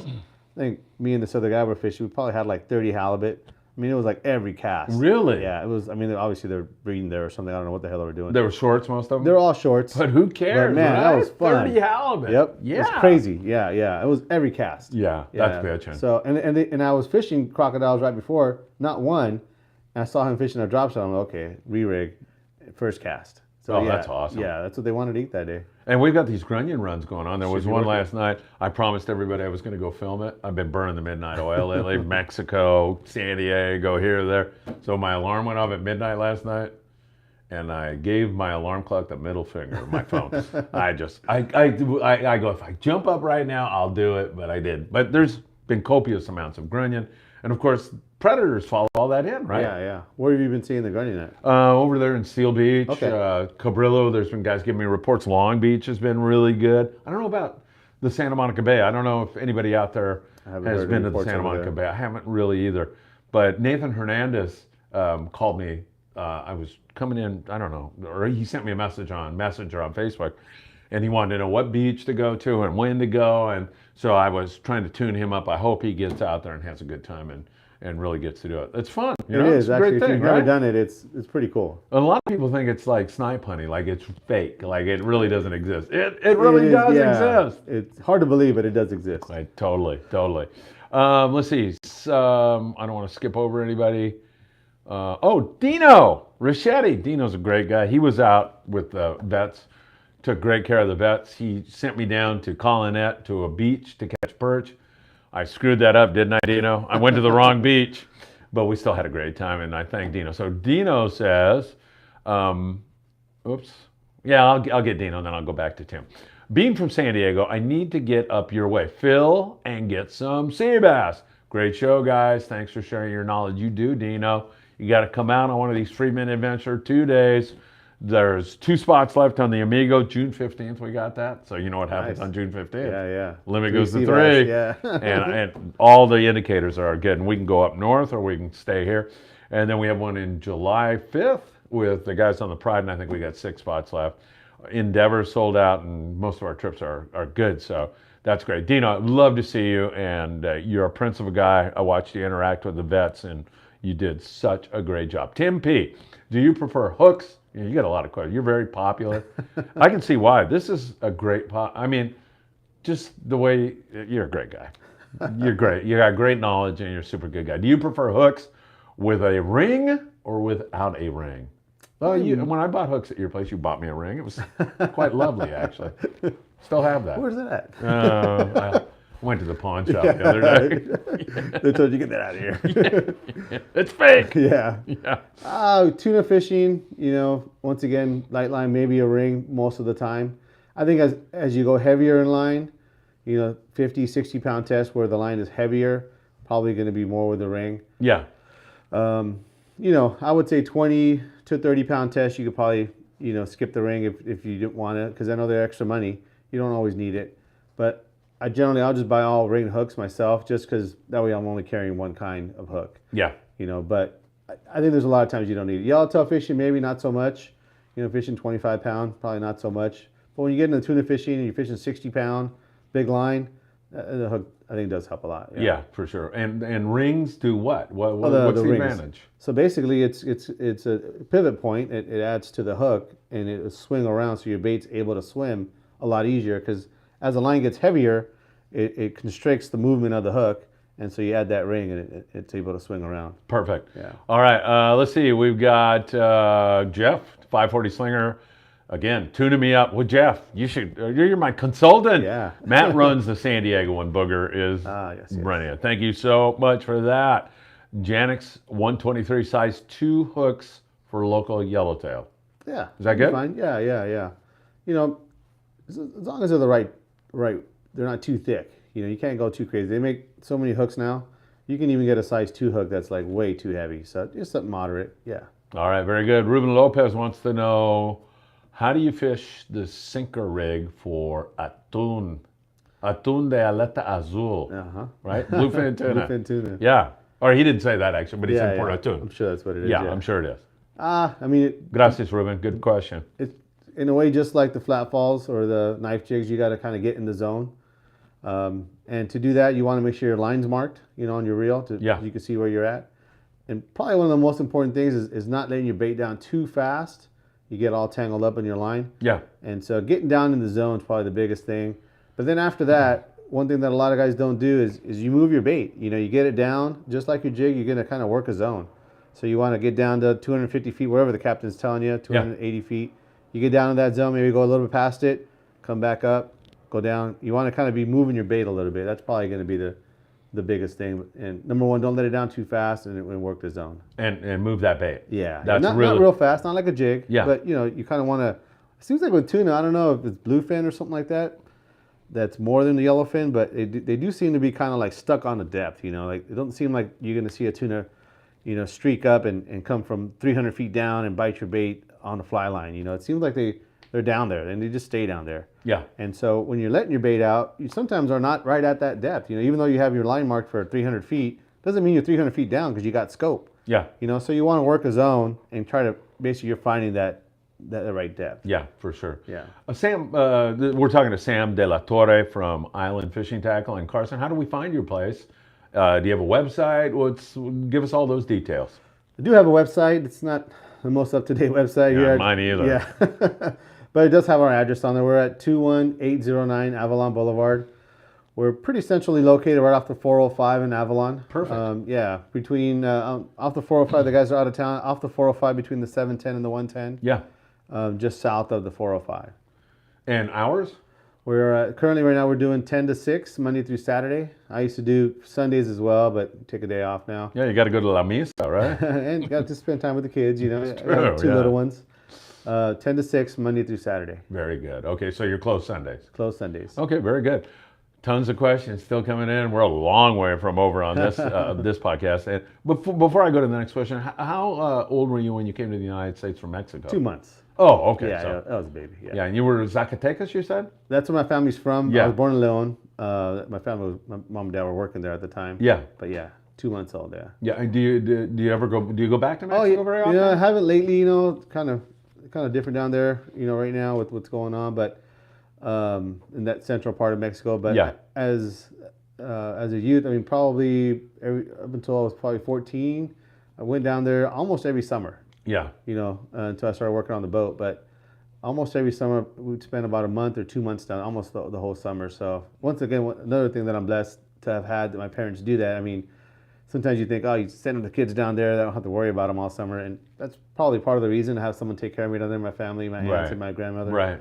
But really showed me a different way of life. Yeah. And being able to live for at least a short amount of time. It's a real rural area. My cousins and stuff were farming land and Yeah. stuff like that. And we're not talking on a tractor. We're talking, Getting out there burros, by hand. yeah, donkeys and that kind of livestock and stuff like that. So that even though I wasn't really, helping them out that much, I would kind of help them out. But And you also got to see it. got to see it. Not on TV. It was like for real. And so Yeah. when you come here, you just realize the great opportunity you have, and you Yeah. don't want to waste it. Right. Yeah, And, right? Also too working hard. Up That at dawn. lesson. Yeah, up at dawn, back at dark. Just it's okay to work hard. Sometimes we all want to get the most for the least amount of effort. That's part of life. You want to maximize your time and all that stuff, but working hard's not a bad thing either. No, So, heck no, man. That culture in Mexico, and my wife's from Costa Rica, and that whole thing down there, the work ethic is so high. I just the family values Right. are so high. Yeah. In Mexico, like Bill Boyce was on our show. I heard that one. Yeah. Yeah, where they opened the restaurant back up in Yeah, Laredo, and he's like, "Who the hell does that here?" Right? And I heard that story, and I'm like, yeah, I could see that. That makes sense to yeah, you, right? Yeah, I could see that. Yeah. Yeah. So just work hard. That's kind of people say, well, what do? You had all this money to start the shop. I'm like, just work hard. That's You know? right. Yeah. Put your nose to the grindstone. These and guys work. here, 22nd Street Landing, I'm lucky enough, some of those guys from Redondo, and so when I was going to open up the shop, I asked them, I said, hey, you guys mind open up the shop, it's coming up, and if I can come down in the mornings, pass out flyers, stickers, and Yeah. just tell people. I was here every morning, 4:30 in the morning, for about 2 months straight, every single day, 7 days a week, and then I'd go back to the shop and do what I was doing over there, getting the place ready.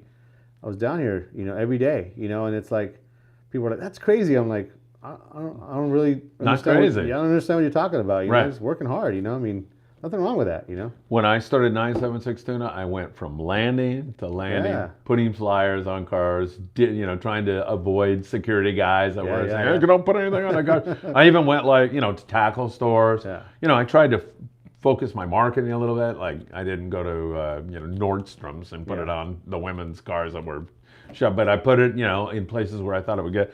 And I did it all the time. I still man. can't even believe back then, what amount of work that took for you to do. I mean, we take it for granted now. You just go on Yeah. a website, whatever. You can 10 minutes. You could see all the landings Right, counts right. or whatever. But In those days, in yeah. those days, for what you did to do that, It was- because I was as guilty as anybody calling over there. Hey, where are we gonna go? Yeah. But I mean, to put that together daily, I mean, not like once in a while, not as a hobby, but daily, every single landing, every single count, to where, I mean, I don't even know. That's crazy. You know, and you know as well as I, you love this business. That's why you Yeah, do it. yeah, And yeah. it was kind of like, it was just something I absolutely love to do. That's crazy. It did after about, I don't know how many years I did it, maybe 30 almost. You know, I was ready to shoot up a high school. And, you know, if somebody asked me how the blue perch fight was at Rocky Point, I wanted to strangle them. Yeah. It got to that point, you Yeah, know, yeah. that's why I needed a break, and I got it. And now doing this is entirely Yeah, different. yeah, This is yeah. like I get to talk to you. Yeah. I get to learn about you. I get to hear about your Mexico Yeah. thing, and I know I can see why you are such a good person, and I can. It all makes sense when I get to this long form. different, yeah. This long form, I get to delve into the person a little bit, like I'm doing with you. I hopefully right. doing with you tonight. We are. Yeah. We are, man. All right, Ren. Talking about Mexico, this is one of my favorite places to fish. Ren, 40 yellows in 2 days with my mates 3 weeks ago in San Quintin. Salis 6X Junior Yo-Yo Scrambled Egg. Ren, thanks for that. Thanks for that update. San Quintin, awesome place to Crazy. fish, right? Yeah, yeah. I love that place. Yeah, just back in time over there, Back in time. I have so many customers that go down there.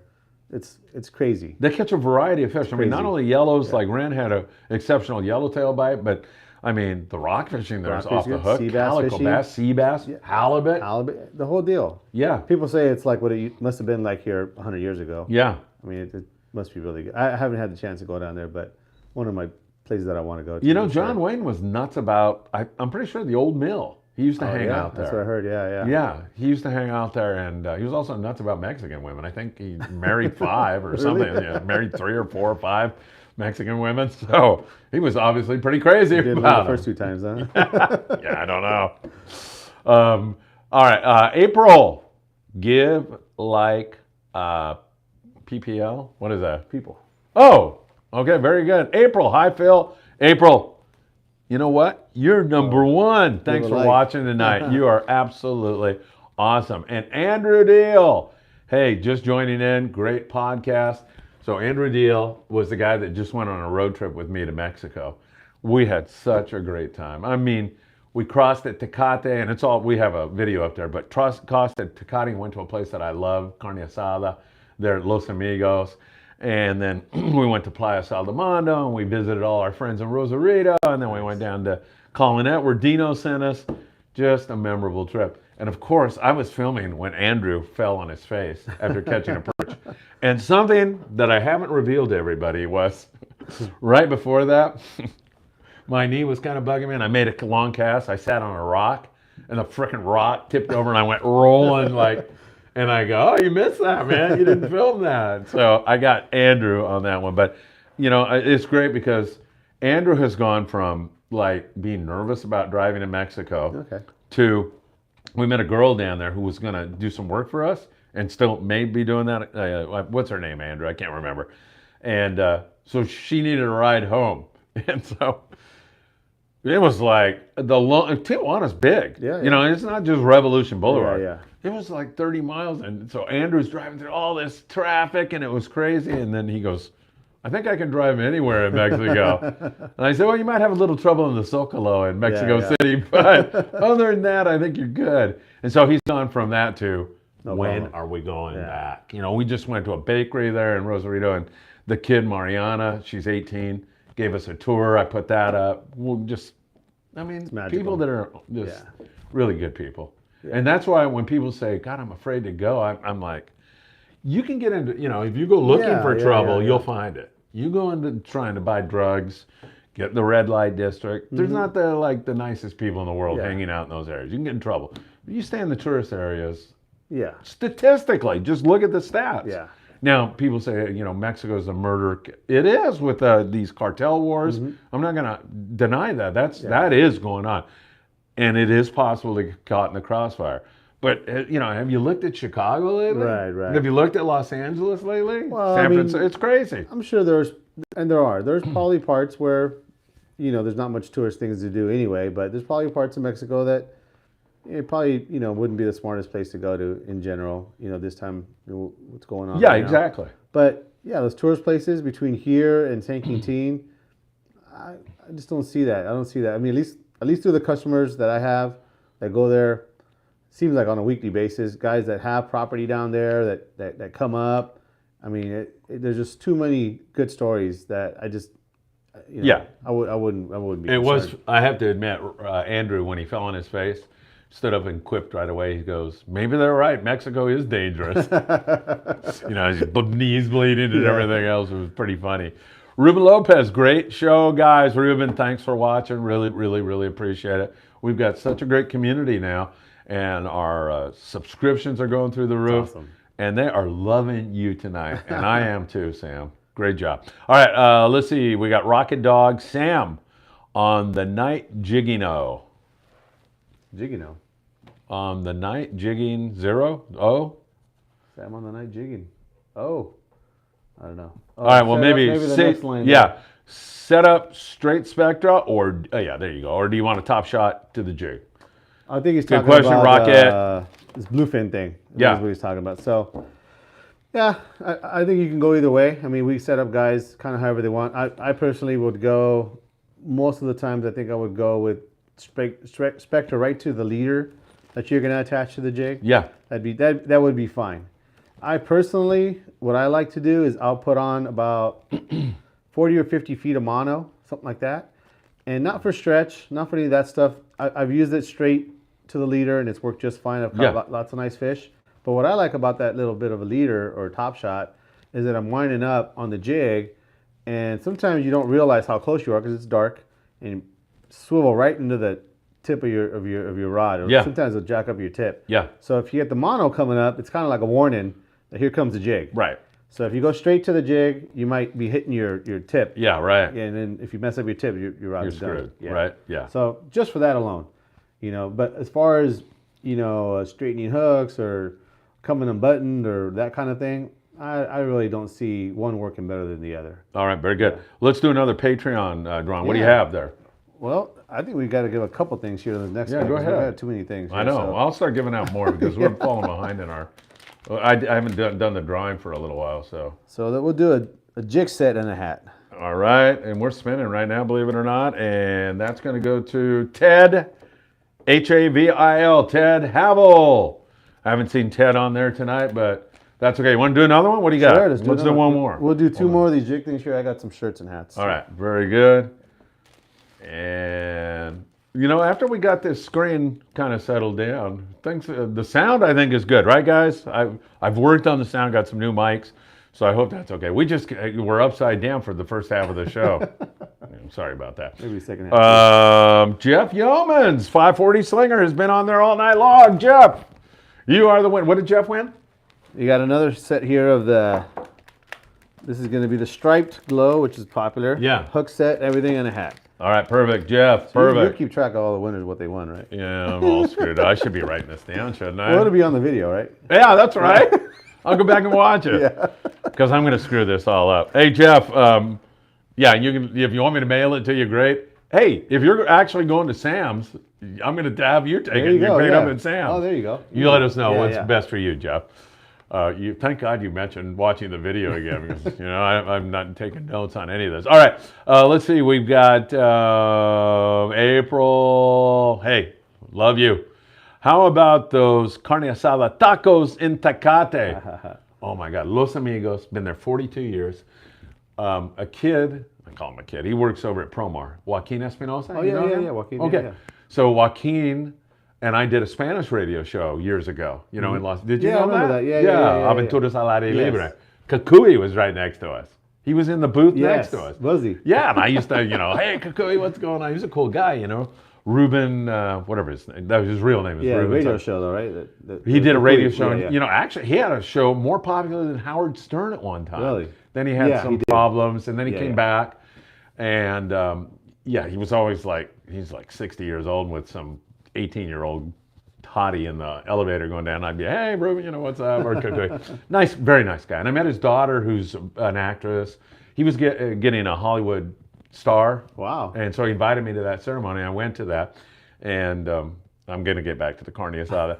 And met his daughter, and she was lovely. I mean, they're all great people. So I had a good time. Anyway, back to the carne asada. Joaquin told me my dad, he was born in Tijuana, my dad used to drive me to this place called Los Amigos, and we'd eat these best carne asada tacos. And I go, yeah, man, I got to go there. So when we were doing the radio show, I went and I gave them some publicity. They ended up giving Will Ebersman and me the aprons with Los Amigos on it, and they were so great. So I just went back, and this is probably 5 years later because I've been in China 3 years, and walk in, and I don't want to like, hey, feel free, So I just ordered, and the kid that served us was 22 years old, nice kid. And then one of the guys said, I've got my picture with you on my wall. And I go, oh, God, it's great to see you. And it was like a reunion at that point. Cool. And oh my God, you're going to ask Andrew Deal. Like a $20 bill, and we couldn't eat anymore. Yeah. And it was so good. And if you just like, who was I showing? I showed like them flipping the meat on the grill, and somebody was like, oh, you're killing me. I'm so hungry right now. Oh, it was at the Wine Fest. I was a bartender at the Wine Fest at the Orange County, and one of the girls was starving. I go, hey, look at this. And it was like, oh my God. So yeah, it was great. Los Amigos, Tecate, right near the McDonald's, maybe a 10-minute drive after you go through the border. It is absolutely fantastic. All right, Jeff, what setup does Sam use for surface iron? Oh man, surface iron. That's the big question these days, right? Surface iron fishing. Yeah, it really is. Jeff, you know what he's using? A 10-foot. Yeah, 540. I love that too. Yeah, right on. So I got a lot of them. Surface iron fishing is one of my, loves. Like a lot of guys growing up here, fishing, Southern California. I got a lot of favorites. I think currently, probably my current favorite is a rod that Freddie Magana built for me. It's a 100J that CalStar makes for us, for our shop. Yeah. It's a special rod that we had them make. It's a really, really beautiful rod that he built me. But that's probably my favorite. It's a real versatile rod. It's I shouldn't even be saying this because I can't get any right now, so I can't sell anybody any. But it's a 100J mag that CalStar makes for us. And I use a Trinidad 20. I like the new one. I like the old one too. I know a lot of guys like the old one, but Trinidad 20 with a 100J mag is probably my favorite. But it's only a little bit more favorite than my other 25 jig sticks that I have. So you're pretty open to a lot of different. Yeah. There's just so many good products out there. I mean, the reels are so good. But I think the Trinidad 20. For a lot of years, I did fish a Saltus 40. And I still think that's a really good one. I just don't own one right now. But the Trinidad 20 with a 9 or 10 foot jig stick. CalStar makes a couple nice ones. So does Seeker. United Composites, obviously, they just come out with their newest one, the 9E, which used to be the Reaper. That's a great one. Now they have a 10E, which is actually a really nice rod. I was able to use that on my last trip that I went on.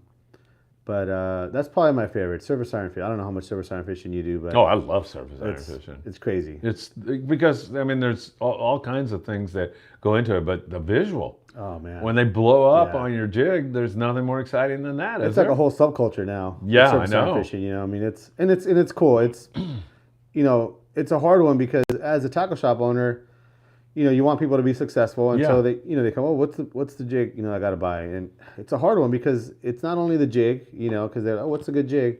It's the time you put in learning how to swim a jig. All right. And it's something that you just can't tell somebody, buy this jig, you're gonna go catch a fish, even though sometimes they will. Yeah. But you just put the time in, and you'll get it. Meaning you've got to figure out how to wind it, at what speed, for what species, all of that. Also, even being aware of what's going on that day, trying to look for signs of fish, where they're at around the boat. And that's something that sometimes you have to stop fishing to see where to fish. 100%. And that's hard to do. Like I said, you're out there, you're out there, you spent good money, you want to take advantage of your time out there. But sometimes you got to stop and really look at the signs. Birds dipping, maybe a swirl in the water, maybe the way the current's going, or there's just so many little cues as to where you throw your jig. So before you even figure out what's the best jig rod and jig reel, where are you going to throw your jig? That's the most important thing, and you're not going to learn that if you don't go out there and really learn how to do it. You can't, unfortunately, can't do it on YouTube. You know, you can't do it in any other way. You got to be out there You doing got to it. be out there, you know. Paying attention is what you're Pay saying is so attention. important, right? Well, and learning what those things are. Nothing that I've seen online really shows that. Maybe somebody can go out there and do that, but you just got to go out there and do it. And once you learn it, it becomes your favorite way to fish. I mean, for sure. it's way, way more fun. It's so bitchin'. I'd rather trade one of those than for 5 bait fish, you know? You know, it's like when I throw that crocodile off the beach or I fish a surface iron, I mean, you're just winding, all of a sudden that. Oh, man. There's nothing like it, Nothing right? like it, man. It's so In fishing, cool. that's the most funnest thing. I mean, the most funnest thing. You know, and you're out there to have fun. Yeah. Yeah, I mean, I bring back some fish. Who cares? You know, whatever. If I have some fun, that's the real deal. And it's that anticipation. Like sometimes I make a cast, like yesterday made 100 casts, but there was like 10 casts where I go, come on, get bit, bastard. man. I know this is it. And I didn't get bit, but I'm just so positive. Yeah. You know, I know it's coming. I got Maybe one that's what it bat is. Maybe it's just having a positive attitude. And maybe people that have a positive attitude, it's like every single cast, you're like, oh, this is the one I'm going to get bit. Right now. Every single wine, I'm going to get bit. Yeah. And the next one, I'm going to get bit right now. I swear to God. You know, and then that one last cast turns into 30. Yep. One more. The sun set like a half hour ago, but it's still a little light out. I'm going to keep going here. You order your burger, you're like, oh, crap, man, a burger. I got to go stop. Exactly. All right, Ray Johnson. Ray, thank you so much for watching. You and the family, I hope you're all doing great. Ray says, loving the show. Keep up the great job. They're talking about you. Oscar Geronimo. Does Mr. Friedman, call me Philip, please, Oscar, but I appreciate that. Have any questions for Sam? Yeah, I'll get into more, but I want to take care of you guys first and make sure I get all your questions answered. And I love delving into Sam's background with the Mexico thing. We've done a little bit of that. And I think that's how you end up with the human being that Sam is. Just such a good person. And it's really good to see you. Yeah. Sam paid me a lot of money to say all that. Just kidding. All right, Ruben Lopez, great sound. Hey, my microphones are working. All right. Ruben, thank you so much. The camera being upside down, well, I apologize for that, but man, the sound is fantastic. So this will sound good on Spotify. Rocket Dog says, sounds good. Thank you, Rocket. 540 Slinger, awesome. Thanks, Sam. I think that's because you're going to take his stuff to no problem. Whatever it is, make sure you put. We got that one figured out. All right, Janix 123. I started fishing in the early '90s out of 22nd Street. Usually got skunked, but the cheeseburgers on the Monte Carlo kept me going back for years. Paul Strasser was the captain at the time. Yeah, I mean, the point he's making is it's more than catching fish, right? The whole experience, right? Yeah, I mean, a burger on a boat, just like burger when you go camping. You know, it just tastes better. Yeah. It just tastes better. I mean, something about being on a boat. I mean, maybe it's not for everybody. I mean, there's people out there that do it once, they don't ever do it again, but it's pretty hard. I can't really believe someone going out in a boat and not having a good time. I know, right? I mean, it's great. You know, Mike came to me, this was, I don't know when it was, but last year, and he goes, hey, the Monte Carlo can't run because they don't have a galley cook. And I'm like, and you're telling me that, why? And he goes, you're the galley cook. And I go, okay, yeah, I'll do it. And, you know, part of me was like, I got more stuff to do here. So, but, you know, I went. It turned into, I met so many nice people. I'm a pretty good cook, so I was good there. But, you know, all of a sudden I look out back and Stephen Conradi, the deckhand, screams and then runs with a gaff. And I'm like, what the hell? That's a weird response, you know. And I walk out and I come face to face with this 700-pound mako, maybe bigger. So I'm thinking, yeah, man, content. And I got this thing, and you know, a couple guys hooked it and got their clocks clean. And then I just thought back, like I could have said no, Mike, I'm too busy. You know, bug off. I don't care if that. I'm so happy I said yes. And you know, people were even saying, hey, these burgers, you know, I had a lot of practice, you know, with my kids' friends coming to the house and cooking burgers. So yeah, it's all about seeing the shark, maybe a whale, spending time with your family, that burger. And then, man, you catch a fish or two and you're in heaven, right? You just see so many cool things out there. I mean, you know, you have friends, maybe, you know, you tell them about fishing, they're like, oh, you're going to be on a boat all night? You know, bunch of guys, you know, text that. You know, you might go on a multi-day trip. You're like, what do you do all that time? It's like, I don't know, man. It's a pretty cool experience, man. I mean, it's just, we're fortunate to have it. Not, you know, only place in the world that has access to fleet of boats like this, you know, and I always tell guys, you don't realize how many people have to be in cahoots for this. Bait, the city, the state, all the insurance companies, U.S. Coast Guard, the captains, the crew, the boat maintenance, all the different things that have to come in for us to just go out and have a ride. It's a big undertaking. It really is. So I appreciate it. Now as a business owner, you see all the headaches of it all. I gotta imagine these guys on the boat must have 10 times more things that we don't ever hear about. We go on the boat, we have a good time. When you get off, they got to do repairs, they got to do adjustments, this and that. So yeah, my hat's off to those guys. They provide something for us that's pretty damn cool. Absolutely, 100%. You want to do another one? Sure. What the heck? We'll take care of our Patreon guys. We're catching up. I think we're ahead of the game now. And we got a couple more here. All right. What are we giving away this time? So this is the last one spinning. here. Is this the last thing? This is the last for the jigs, right. and then I got a couple shirts. Okay, perfect. Yeah. And it's Dino Rochetti. Dino's a great guy. What's he got? Right, What do we have for Dino? All right, so you got the last of these guys, which is the red striped one here. Same thing, jig hooks, leader, and a hat. Dino, you're number one. See, that karma comes back. You're a great guy. Greg Nord, you know him? Greg Nord, yeah. I bet you do, because he says best tackle store around. That's a cool dude right there. I've known Is that he? guy for a while, yeah. Yeah? Super cool guy. Good. Greg, thank you so much. Appreciate it. What's good about Greg? What do you like about him? Just a nice guy? Super nice guy. Good fisherman? Good fisherman. Yeah. He's been fishing. I've known him since days of Baja, and he's really, really good guy. He's a family guy, works hard. He's a guy that he's the example of a guy who deserves everything he's got. Greg, you're number one. Thanks for watching, man. We really, really appreciate it. I did an update earlier today, and it's funny because there's this neighbor of my son Philip, and a Vietnamese girl, a lovely girl, and we used to drop fish off to her, catch a bunch of fish and drop them off. So she said, well, what are you doing? I said, I have a YouTube channel. I'm trying, I'm doing a podcast now because I couldn't go back to China and blah, blah, blah, blah, blah. So she goes, you ever need, that's what I do for a living. I get, I can give you advice on. So I went over there and spent 3 hours, and she, pro bono, right? Just a nice person, really nice. And so she goes, the way the face of your video looks, and ours were kind of bland. Sorry, Steve. And so she gave me some advice on that, and then she said, writing a good title. So it's funny today. I was talking about the bite on Hannibal Bank. Okay. And those guys had just great, looked like Cubera snapper. You see those? Yeah, I saw that. Really awesome fishing. I've done that in Panama on the Royal Star and had a great time. Video, yeah. So part of what I talked about, since I was on Costa Rica, I talked about when I lived there for a year. And I went down there, I blew my knee out in a tobogganing accident when I was like 18. And a priest from Bishop Montgomery High School, Father Ignatius, came up to the hospital and goes, hey, you should go to Costa Rica with me. And I'm like, where is it?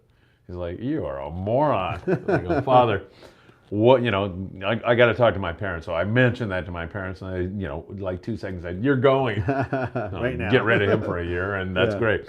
So I went, and so I did a whole bunch of stuff down there. But part of what I did was, this priest down there, Padre Andres, he went down to the house of prostitution, and his thing was to convert them from being in that business to a sewing co-op and selling clothing. And he frickin' did it pretty much. But they had all these kids running around, and guess who got, it was me. So I taught the kids English. Yeah. Wow. And the kids were great and everything else. But when I'd walk by the cat house, and I had hair down to here, all these girls would come out and say, Felipe, And so half of the town who knew me, they thought I was a priest, So Padre Felipe, they were like, oh, I get that. Yeah, I got that Jesus all the time. The other half were, boy, that guy must be dropping a lot of money in that place. So my title today was Costa Rican Prostitutes. I saw that. Yeah. I was like, what the heck is this? You know what? My views went like, yeah, boom. I bet, yeah. I got to hear this story. It's so funny. I think we're coming to the end here. What's your favorite kind of fishing? What do you like to do? Surface iron fishing. Really? Yellowtail, for yellows. Yeah. That's like, for us in California, that's the perfect game fish. Yeah. Good to eat, pulls hard, eats a jig. Any fish that eats a jig's good. I've caught tuna, I've caught wahoo on jigs, and they're fun too. But there's nothing like a good size yellow, like 25, 30 pound yellow on a surface iron, 10-foot rod. It's There's just nothing better. Yeah, right. And Nothing any better. particular place you like to do that, or wherever they're biting? Wherever they're biting. I mean, Whether I've it's had local or Clemente or... yeah, definitely had some good bites on some of these long range trips. You go down there and it's like crazy wide open. I mean, that's obviously crazy fun, but anywhere, you know. Do you have a anywhere. great long range memory you'd like to share with everybody? Everybody? Anything at all on a particular boat or Well, a wide open bite you experienced? Anything? I did have, I mean, so many. You know, you go on these long I range know. trips. It's like, where do you pick one story? Right, You know, I mean, right. but I would say there was one time on the Royal Star, and we were headed out. It was an 8-day trip in like May or something like that, and the Shogun called us in on some albacore. So get into the spot there, and it was straight wide open. I mean, you know, everything just crazy. Yeah. We had left. It was the second day of the trip, and literally the captain said, "Guys, that's it. You know, we're only 2 days into an 8-day trip. You guys are gonna be limited out." So I was thinking, you know, leaving that spot, I'm like, man, this bodes well for the season. We hadn't caught any albacore the year before, and so I'm like, cool, they're back. You know, Like what year? this must have been 05 or something? something like that. Yeah. Maybe, I don't know. Yeah, that was a good year, I think. And so we caught those fish. They never made it to San Diego. That was it. That's weird. Crazy. That's the last albacore thing I caught. Wow. I remember, yeah. Yeah. But it was straight wide open. I thought it was going to be like, we're going to have the best albacore year ever in the history because there's so many of them and never saw them again. And that mystique, It's crazy. Yeah. it's That's what it makes is. fishing interesting, Yeah. right? It makes it, because you can't figure it out. It's nature. It's Seen so many things down there. Yeah. You know, I mean, that's the other thing about long range fishing. You just see so many cool stuff. yeah, I mean, from, like you said, whales and crazy, orcas. And, yeah, crazy kinds of fish, you know, and just crazy places. And that's just the one thing that I know that I've been able to lay my eyes on and think, wow, yeah, I have some cool memories, you know. Yeah. That not many people have. Somebody gave me a statistic once, and I don't remember what it was, but it was like how rare it is for people to have been on the backside of Catalina Island. Well, I would think I so. mean, when you look at Yeah, the yeah. general population, Yeah. now guys that you Yeah, and I know, we've all been back there, but like when you take California Yeah. with 34 or however many million people are in the state, it's yeah. crazy. Yeah. And then when you go long range, Yeah. Even smaller number, yeah. because that's a small number of people Small doing number. long range, really. Yeah. You know, and when you look at markets and how that all works. There's only so many boats. There's only so many That's tickets right. available. Yeah, I mean, it's not like selling toilet paper. Yeah. You know, everybody needs toilet, but Yeah. it's different, and so that experience is so special, so unique, right? it's just, yeah, there's nothing like it. Like the you know? guy who said, you know, the cheeseburgers kept me coming back. Yeah. This is the same kind of Same thing. thing. Yeah, yeah. The memories are just, you know, sometimes I tell guys, you know, customers, you know, they're like, man, you know, I'm spending my money. It's a lot of money. And it's like, I get it. You know, I mean, it is a lot of money. Guys goes in there and rod and reel $1,000. Yeah, I know. That's a lot of money. Right. You know, I mean, but I tell them, you know, the day you die, these are going to be the memories that you remember. I firmly believe You know, that. I mean, so whatever it is you're into, whether you're into that or some other hobby or Golf, whatever whatever. you're into, create those memories. You know, and I think fishing, like I said, we're so lucky to have a fleet that you can just jump on a boat. I mean, call down and jump on a boat. It's so easy. They do everything for you. Why not take advantage of that? The memories are just, that's what you're going to remember the day you die. I have to agree. I mean, Yeah. it's the adventures I've been on, and Yeah. those are the things I remember. The material stuff, I'm just not. Some of it might be cool, but Yeah. man, fishing is just, the things you can see. Yeah. There's just The nothing places else. it takes you to. Yeah. The friend you make. And there's not even anything on TV that even comes close. No, except Friedman Adventures. Except for that. Yeah, don't watch it. Yeah. Just kidding. We got more questions. You're still not out of here. do this. You want to call your wife and tell her you're going to be late tonight? Go-to surface iron. What is it? Go-to surface iron. There's a lot of good ones now. You know, once again, this subculture of surface iron fishing. I mean, our shop probably has 50,000 surface irons over there, and there's a lot of good ones. JRI makes a really good one. I mean, obviously, Salis, Tatty, been around forever. I think a good swimming Tatty 45 is hard to beat. You know, and I know people say Really those is. are Do we hard have to find. some hanging behind me there? You got a Maybe, couple right? good ones there, yeah. But yeah, a good swimming 45. You know, I mean, Gary Kwan was here today too, and I said hi to him. So. oh yeah, Yeah. yeah. And there was a time where maybe, you know, they weren't as easy to pick out. You know, there was a lot of ones that weren't as good, but they've done a really good job of cleaning that up, and their surface irons are really good. So I think a good swimming 45 is hard to beat in most situations. The 7X I like as well. It casts really good into the wind, so in challenging conditions where you got a lot of shifty wind, the 7X probably going to be the best one. But 7X and a Tatty 45, I think those are been around forever, and I know I've caught more fish on a 45 than anything else. Slow retrieve, fast retrieve, depends on the species, depends on the conditions. What's the answer? For me, it's really about a certain amount of tension that I have on the reel. That's what I get used to, and sometimes you have that tension because of the current going a certain way. So if you're swinging away from you or whatever, then you're going to slow it down a little bit because that jig needs to go slower. The same amount of water is going over it, and vice versa the other way. If the current's coming towards you, you got to speed it up a little bit. 100%. But and I'll have a certain amount of like tension that I have, and I can't explain what that is. I don't know how much that is. It's 8 ounces or 20. I don't know how much tension that is in the reel handle. You just get used to that. You just get, that's the right amount of tension. When I'm surf fishing and I'm winding back and then the wave is receding, sometimes I don't even wind because that jig is spinning and I get bit. I'm not even turning the handle at that point. So I know what you're talking about. Yeah. Do you have any charters you run out of the shop? Janix123 is asking. I do have some charters I'll talk about in a moment. What do you have? We do. We run trips on the Shogun and the Royal Star. I know that they're all booked up. I mean, so what's the point, right? Yeah, I know, but it's great. I mean, it's blessed to have all these good trips.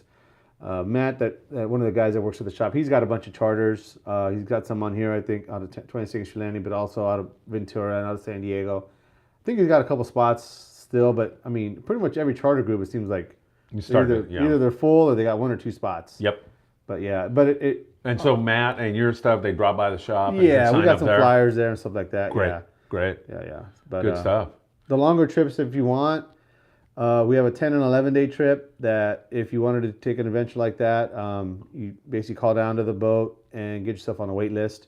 And you'd be surprised, guys that do that and they actually do want to go this far out, I would say you still have a pretty good chance of getting on. But that's the only way to get down now is get on a wait list. Yeah, exactly. Let's see. We've got, I think that's Michael asking where your tackle store is and do you have a website? And Oscar Geronimo says Carson, California, 90745. We answered that, but go ahead one more time. Yeah. So we're in Carson. Our website, like I said, it's not that advanced. We have a few things on there for sale, but not really a whole lot. We have a lot more. We're more of a face-to-face. The website was something I kind of tried to put together during the pandemic. Had kind of nothing to do, and just kind of hanging out at the shop waiting for things to get better. And so it's not really all put together. Yeah. But we're at 21809 Avalon Boulevard in Carson, 90745. 10 to 6, Monday through Saturday. Phone number there if you guys want to call down and get some more information, 310-707-1205. Excellent. We do have a few charters left. If you want me to send you a list of those charters, by the way, just text me at 657-227-6459. I'll send you the list. But like Sam said, we're selling out too. So, and we have 3 trips on the Malahini this year out of San Diego. You booked through their website for those trips. We've had some great bluefin fishing and a lot more there. All right, Janix is asking me for my prediction on albacore. I was not prepared to make it. I'm thinking about making it, but I'm turning to you first. What is your prediction for albacore in 2022? Now, you want me to tell you what Bobby Taft said? What did he say? So I interviewed him on the Top Gun. I didn't even bring it up because, people have a weird reaction to albacore. It's like, oh, here he goes again. Albacore, big deal. Like I try to predict the Super Bowl score too, and I do it every year. So what's the problem? Bobby said, he brought it up. He goes, I think we're going to get albacore this year. He goes, a lot of anchovy. The water's cool. They come in cycles. I think we're going to see them this year. I'd be surprised if we don't, blah, blah, blah, blah, blah. You can go back and listen to that interview in case I'm mischaracterizing Bobby. But blah, go blah, ahead. Don't let him talk you into saying. Well, if he said we're getting really? What the hell do we know, Yeah, exactly. I don't know. I mean, it's coming eventually. I mean, no matter what. Right. I mean, whether it's this year or next year, I think, guys, when we do get them, it's going to be fun. It's going to be big. It's going to be fun, especially if we have like the bluefin option and the albacore option. That's probably what it's going to be like in the beginning. We're going to have both. So when we do have that, we'll be able to get a couple bluefin, whatever the albacore limit is, 10 or whatever. Yeah. But albacore tastes good too. That's another thing people I think are not aware of. There's some good canned albacore, some American caught albacore and that kind of stuff, and it's really good. But fresh albacore is pretty damn good. I think that's one of the things I do remember the last time I got albacore was bringing it home. Yeah. And when I was trimming it, I'd just be eating it right off the trim. It was so freaking good. Yeah. It's so good, yeah. I had a dog, a German Shepherd, Alexis, I should have named that dog Sashimi because when I was Loved it, huh? yeah, and albacore, we used to do a thing. Are you Catholic or okay? So during Lent, Friday no meat, but we did this whole thing. Well, that was a different thing where we do on Fridays. I'd put the barbecue on at 11:30 at night, and then 1 minute after midnight we'd be eating ribs and everything else. But albacore, we would wrap it in bacon, and then barbecue it, and then drench it in lemon, butter, and parsley, and oh my God, people would eat it and go, "This is not fish." Yeah, they couldn't believe how good it was. Albacore's, I mean, like most tuna, right? You can dry it out or taste fishy sometimes if you don't do it right. But albacore is different. It's got that fatty texture. Yeah. It's a good eating fish. It's so good. So my prediction for albacore, since you're pushing me, I'm not ready to do it yet, and here's the reason I'm not. Because right now, if I were to tell you right now, I'd say yes. I go with Bobby Taff. I'll go with my friend Sam. But we get to May, and that's when that's when this thing goes like this. It either stays cool, which if it does, we got an excellent chance. If it warms up too much, albacore do not like warm water. They like the cooler water. So today, I'm going to say albacore. It's easy to predict once they get here. Yeah, exactly.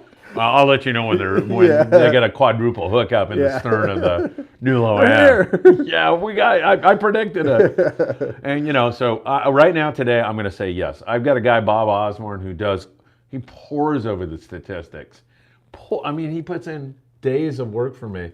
And he did last year, and he told I don't know what's going on. I just let him put it in my ear, and he's going to pour over him again. But he goes, it's too early because we blew it last year because it was too early. So we'll give it a little longer. But if I had to say today, I would definitely say Oscar Fernandez. Do you know Oscar? Yeah.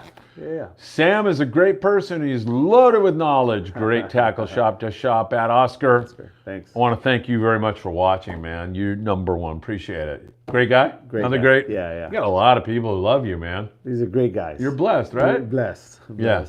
Because you're in a business that you love, and Rocket Dog, love it. Phil is going to speak the albacore back into existence off SoCal. Rocket Dog, I'm with you, man. I'm with you.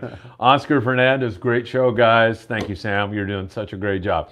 Janix123, single hook or treble hook for the Teddy 45? Treble, 100%. Yeah, treble. And one of the things too with trebles, if you do happen to have a hook that is straightened out or whatever, if you go to switch it out, and get a new one put on, don't put on like a super heavy duty one. Yeah. The heavier it is, it's going to mess up the swimming action of the jig. So just put a stock hook on there, a Mustad hook. I think it's a 3551 or something like that, a DT hook. But that hook, that's just a stock hook. And a treble hook for sure. Yeah. And once again, Buddy, Janelle, thanks for being here so late tonight. They're out there in the front office. Maybe they're watching this. Maybe they're not. Normally they are. They're going to pull the plug. Yeah, I know. We're going long tonight because you're so great and everybody's loving you. For fishing, I think that's Michael, for fishing big tuna. Is that you, Michael? Because you're on the East Coast, so what time is it there? Oh, it's almost midnight now. For fishing big tuna, roller guides or something else? Well, with rod building and just modern rods, we just don't use roller guides anymore. Yeah, right. And it's not that they're not useful. Obviously, something rolling over a surface is physically going to be less resistance. Yeah. But that resistance is something that we were trying to overcome with monofilament. That's a lot thicker and it has a lot more friction, and it would heat up the guide and damage the line. Yeah. But now with Spectra, it doesn't have as much friction, and it doesn't heat up the guides as much. So you really don't need them. You really don't need them. Maybe for some of that East Coast stuff, if you're from the East Coast, they got that 1,000-pound bluefins, a lot more pressure. Yeah. So I could see that being still something you want to have. But for the stuff we're doing, I haven't seen any use for a roller guide in the last 15 years, I would think. Something we haven't talked about. Any more questions? We're getting ready to wrap it up, but we'll stay as long as you want us to. So is that okay with you? Fine. Yeah, right on. All right, if you have any more questions, keep them coming, everybody, because I'm enjoying this. I haven't talked much about calico bass, and that's a fish that's a lot of fun to catch. Yeah. Talking about Diego Nuno and fishing that Baja coast, man, that is so cool, that area. So any recommendations on calico bass? Well, I mean, as far as getting on a boat that wants to do it, I mean, it's tough these days, with the other fishing we've had. I mean, right. We've had such the last 5 years, 6, 7 years, we had such good yellowtail fishing. This tuna fishing's been incredible. It's kind of hard to pull people away from that. It really is. So probably the hardest thing is getting a boat that wants to do it. Right. But I would say a 3/4 day boat here out of San Pedro here at Pursuit or Native Sun. I would think that would be your best bet. And those guys are probably going to be where you want to be. As far as you doing it on your own boat, I mean that's a whole another show, I think. But going on one of these boats here is probably going to be your best bet, and probably using Chad's baits too. That's going to be your best bet for hookup baits. Hookup baits, yeah. They're incredible, aren't they? They really work well. Really, really good, yeah. Yeah. He's a cool guy. I like him. He is. Yeah. He is. How long have you known him? It's been 4 or 5 years now. Yeah, he's gonna, as I say, he'll be on the 19th, so he'll talk a lot about how to use hookup baits, not only for bass fishing, but rockfish, trout. Yep. All of the above. Tim P, what's your go-to knots to tie to hook and leader? So for the hook, San Diego or even just a regular fisherman's knot, a clinch knot. I mean, that's still one of the best, strongest knot. For a leader, I guess you'd be going your Spectra to leader. We use either a Tony Pena or a Albright knot. Yeah. That's going to be your best one. But one thing I tell people a lot of times is, they ask me, well, what's the best knot? And I always tell them it's the one you know how to tie. Right. So, and you're good at it. And you're good at it. Yeah. Me teaching you a brand new knot and you don't tie it right, ain't gonna be You're no good. screwed. Yeah. So if you get good at one of them, there's a lot of good knots out there. If you get good at it, I think that's gonna be the most important thing. Yeah, for sure. Chris Inslee, awesome podcast. Loved it. Thank you guys. Thank you, Chris. Thank you for your great support. Thank you for watching. Folks, thanks for subscribing. If you can get other folks to subscribe, like, your grandmother, I don't care who it is. Just anybody you can get, it really helps us to continue and provide great content. All you Patreon members, we've given away a lot tonight. Thank you so much. $5 a month really helps. Also, I've been toying with the idea for Patreon members of doing like a monthly coffee get together down here. That'd be good. And all get together and BS. And would you come down for some of those? I mean, what a great scene here. I mean, right? And I've always thought this is like one of the most beautiful land. Ever since they've redone it, this is a beautiful marina. I mean, so I think it'd be great. Yeah. Hey, anybody out there thinks that's a good idea? Let me know.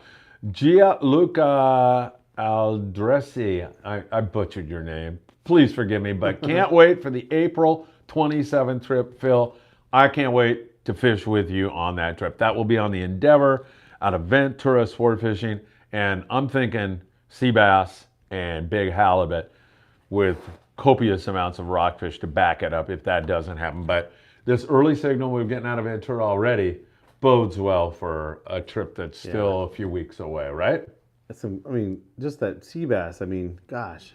Just to be able to almost like dial it in like they do, it's incredible. Yeah, I know. We're limited to 22 people on that trip, so it should be a light load. Mm-hmm. And I'm there. I don't fish. I just shoot video because I enjoy seeing people catch fish. At this point in my life, I'm not that far away from slipping on a banana peel, and that's it for me.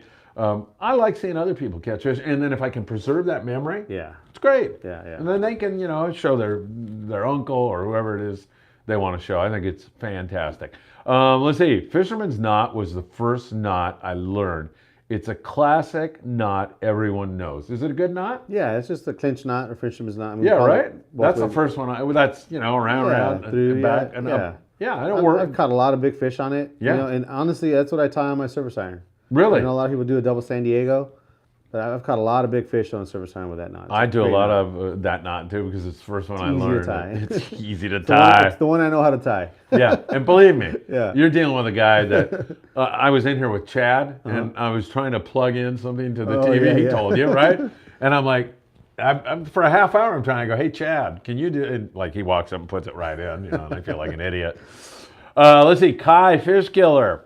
Yeah, I chartered the CJ out of Channel Island Sport Fishing in Oxnard. That boat and the Island Tack. We fish pelagics and calicos in the summer. Island Tack's famous for that. Yeah. 11 to 12 people max. Yeah, I was up there in the Channel Islands before I went to China, but I was like, this is like San Diego customer service stuff going on. Those guys up there, Ventura, Channel Islands, tell me if I'm right, Kai. They've got that customer service thing down really well. No, I mean same thing. We get customers that go up there a lot, and they're stuck on it.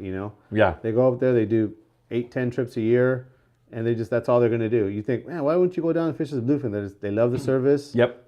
They treat people like family, and they just do a really, really good job. Yeah, Really Ranger good job. 85's up there. Yeah. Scott Buchert is working on there. Yeah. So, Scott, the best of luck to you, and hope the Ranger 85 has a great season. Steve Virtue is running the California now. I mentioned that. I watched him, like some guy got a hook deep in his hand, and we were on the, I can't remember, my son and I, and the guy came to him like in a panic, and he tied like some line on it and went and had the hook out of before the guy could say any more. And I watched that one other time with Mike Reed, who's an old captain on the Enterprise, and some guy, same thing, came up, and Mike did a different thing. Like the guy was like, "Oh my God," he was freaking out. Yeah. And Mike like shoved it through, cut the barb off, and had it out before I could say anything. So these guys, I mean, not only are they good fishermen and the customer service, they got to be prepared for all kinds of emergencies, and they're really, the amount of pressure, the amount of responsibility is incredible what these guys do every day. We talk about the things that we've seen over the years and enjoy, right? All the beautiful memories we have. Well, they've seen a lot of crazy stuff. Yeah. And so they've seen it all, and they've resolved it all. Yep. So yeah, we gotta take our hats off to those guys. Yeah, absolutely. Jeff Slinger, do the coffee meetup. I'm there. All right, that's it. I'll organize it. Done. I'm also going to do, as I mentioned earlier, I'm going to do a surf fishing day over here in Huntington Beach. I'll be announcing that pretty darn soon. And we'll, if you want to come down and just have coffee, you want to fish, I'll show you how to surf fish. We're going to do that. And then in Rosarito Beach, coming up pretty soon, we're going to do that podcast, pool get together, cook your fish at the Del Mar Inn. That's going to be a lot of fun. I wish you could come down for that. When is that? I don't have dates on either one of those things. I got to work with Gerardo and figure that all out, but that should be a lot of fun. And this is going to get all the wives out there, man. And I didn't suggest this, but Gerardo goes, and what I think I'll do is I'll get a couple of models, and they can walk like back and forth behind the podcast. And I didn't tell him that was a bad idea. I said that was an okay idea. If you insist, that'll send my wife over the edge anyway. So that should be a fun time. He's a gentleman, great guy. And, bringing your fish somewhere and having them cook it is awesome. I do it at La Guarita in Rosarito, and Tony Lozano is a great guy, and they always cook it up right. Tony Lozano, just to jump off on a tangent here, his mother was one of the original founders of Puerto Nuevo. Wow. And I got to do a podcast because his English is good. And so I got it. So just to give you the brief story, his father, he actually rowed a boat to the Coronado Islands from Rosarito. I forget what he said. It took 12 hours regularly when he was a kid. He also talks about like the U.S. Navy during World War II would come by, and like some of the rations and stuff would wash up on the beach, and it was like Christmas. They loved it. And there was actually times when the Navy would come ashore, and they had to truck the soldiers up from Baja instead of, I forget, I have to ask Tony, but he said they were always handing stuff out, and he said it was a great feeling. But his dad would go out, catch lobster, and people would come to buy the lobster, and Dad was still fishing. So she's like, what am I going to do? Oh, there's some rice, there's some beans, I got some tortillas, and I got some lobster. And she started feeding people. And if people don't know about that place, that's Puerto Nuevo was born. Hidden gem. Yeah. People, Ensenada, Rosarito, San Quintin, Puerto Nuevo's some good food, man. Oh my God, those fresh tortillas. And Casa Langosta, Alan Baptista owns that. He's a good friend of mine. That's a great place to eat. But that Tony Lozano thing, man, I mean, I got to get that story out there. That's pretty cool. Yeah, he's a cool guy.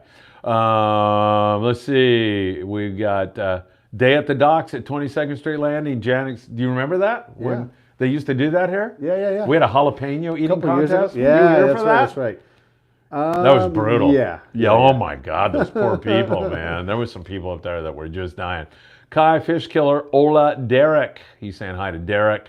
Let's see. Lived and fished here for 20 years out of many landings. This is true. Our customer service is good. Kai Fish Killer. Kai, where are you at? Let me know. Rocket Dog, Phil. Are these shows going to be converted into podcasts? I need more content for my commute and working out. Yeah. So Steve, who's normally with us, he had to take a leave of absence. He'll be back at some point in time.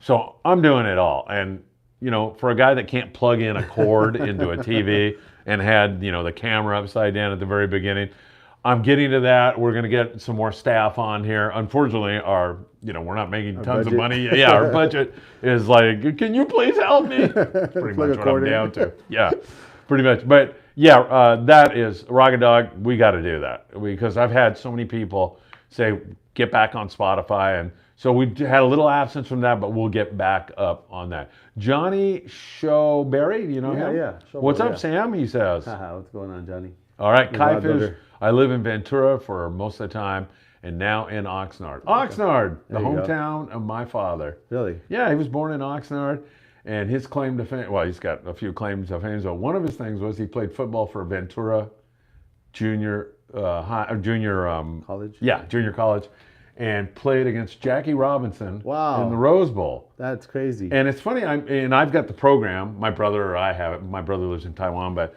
somebody has it. And, you see right there, number 23, Albert Friedman, and Jackie Robinson on the other side.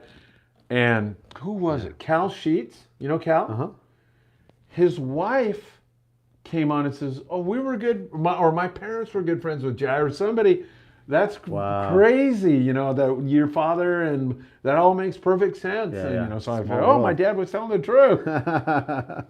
Yeah, it was great. So, what a weird world it is, right? Small world. Yeah, it is. We got another question. Keep them coming if you want to keep this going just a little bit longer. I know Janelle wants to go home. But Sam, which jig stick do you prefer? GG90J or Seeker PH Olua 93? Two way different rods. Yeah. So they're both good. Yeah. It's like what do you want, a jig stick or a bait stick or an 8-footer, 9-footer? These two rods, the GG90J is a little stiffer. Probably would do better in situations where you're going to want to throw a bigger jig, a heavier jig. The Olua is a classic jig stick, very good. Maybe a little bit more versatile as far as the kind of jigs you can throw. Yeah. But probably better on the lighter jigs than the 90J, the GG90J would be. But both great rods, but they're a little different. I wouldn't say I like one better than the other. I think I would like one in one situation and the other one in another situation. Can you describe what those situations would be? Well, like I said, especially when you want to throw a smaller jig. So you're throwing a Tatty C or something smaller than that, like a JR IDW1, something that's smaller and lighter. Definitely the Olua would probably cast it a little bit better. The GG90J, if you're throwing a 45 or 7X or something heavier like that, I think that would cast that a little bit better. So it'd be more depending on what jig I'm throwing, I guess, than anything else. But as far as fighting a fish or anything else, I think they're both going to do well. But really more the jig I'm going to cast, I would say. Yeah. And that 93H too, depending on what you're talking about as far as a factory rod versus a custom rod. The factory rod, I think in some models they cut them down from the tip, so then that would almost be pretty close to that 90J as far as it being a stiffer tip. Yeah. But a lot of guys that do a custom rod will just leave it full length, or they might just cut from the butt and leave the tip light. And so that would also make it to where it would cast a lighter jig well. Yeah. So the Olua has a lot of versatility also too, as far as if you're going to make it a custom rod. Yeah. Yeah. Do you get out fishing much anymore, or are you like everybody else who gets in this business and you quit fishing? Right. I mean, I probably do, I don't know, still probably do five or six trips a year, and so it's not what I used to do. I probably used to do 5 or 6 trips a month, seemed like before. But I am planning to get out a little bit more this year and taking my son on half-day boat fishing. Oh, great. He's 7 years old. How old's your son? 7? Yeah, That's great. So we're going to start on that journey as well, yeah. Oh, great. Yeah. Those are special times, right? Yeah. Yeah, absolutely. Can't wait. Kai Fish Killer, I took a GG90J and a Saltus 30 to Cedros. Casting a surface iron 7X did not cast as well as the standard 90J. Really yo-yo bomb iron fishing. The rod was too brutal for me. So that's personal preference. It is. With jig fishing in general, I think that you have to really take into account body mechanics. Because you're using so much of your body, for making a cast. Right. The longer the rod is, the more you need to do that. And so I think that your casting style might lend itself better to a different rod. So one of the things that I found, with the reason I have so many jig sticks is that I've just gone through them all. And I think that if you can make your adjustment for the rod, you're going to be better off. But there is going to be adjustments that you have to make, because maybe the rod is stiffer. Yeah. And so you might have to cast it a little harder. Now, some people just like to do that hard, heavy, like bombing cast, and other guys like to do more of a pendulum, like lightweight cast. And so you're going to want a different blank, based on your casting style as well as a jig. So I think that it's kind of hard to peg a rod as good or not good because it just may not fit your casting style. That's probably one of the things that you can do with one of these get-togethers, is kind of go through some of these rods. I don't know how we would get them all in one place. It's hard to get rods these days, but if we could assemble all these rods, if everybody brought rods that they had, and that's a and great we assembled idea. a whole series of them, we can kind of go through some of the Would you differences. be interested? Oh, of course. Yeah, because Yeah, you're yeah. way more up on that than Yeah. I can't plug a cord into a TV, so it'd be great. Yeah. Yeah, body mechanics has a lot to do with it, and adjusting to it. And maybe even the boat you're on. If you're fishing the bow, which most of the time you're fishing a jig in the bow, Yeah. and you got a crowded bow, you may not have the room to drop the jig all the way down. Right. So a rod that maybe would load on its own, so to speak, is preferable. Super important. Maybe you're on a boat, limited load, and you're the only one up in the bow, and you have all the room in the world, and you can really huck it. So maybe a different rod would work on that particular day. So making the adjustments to the situation and the boat and where you're at might also be something you want to look at when you're choosing a rod. As a kid, I used to love Howard Warbase was the deckhand on the Redondo Special, and so that's all he fished. He fished pep jigs, pretty much. Yeah. You remember those? Earl Pace used to make them. Used to make them. But Howard, he would swing that jig back and then swing it this way and then swing it back, and then just at the right time, he'd fire that thing and it would go 100 miles, man. And just watching that and that technique, man, I became a surface iron fisherman watching Howard fish. He's dead now, but everybody's dead that I knew as a kid. But it was great seeing that, man. And so you got to get your own technique. Yeah. now. And he did it differently than other guys. Right. Like Pat Conklin is another guy. Pat used to run boats here. And I was talking to Pat Whitaker, who used to run a lot of boats. And Pat goes, "Have you ever watched Pat throw an iron?" And I go, "Yeah, I have. And I've seen him fish a lot." And he goes, "Man, it's a thing of beauty. That guy, frickin' just the way he throws it." And so you got to get your own little thing down, right? I think you have to almost enjoy the casting part almost as much as the fishing part. Right. You have to really kind of love the cast. It's like a golf swing or something, I guess. You just have to practice it. And I think it's a hard thing to do. You go out fishing, you got a 3/4 day boat, you might have 4 or 5 hours of fish all together, depending on where they go. Yeah. The last thing you want to do is spend 2 hours, learning how to cast, but you kind of have to do it. You kind of have to do it. So that's probably the hardest thing about surface iron fishing is that it's expensive because of the amount of practice you have to put in. And if you can find somewhere to do it, which we all say we're going to go down to the park. I don't ever see anybody at the park doing it, but but you should, go to Laundry Park or something like that, cut some hooks off. And I think you have to really, really do your best to try to practice. I agree. And just get proficient at casting.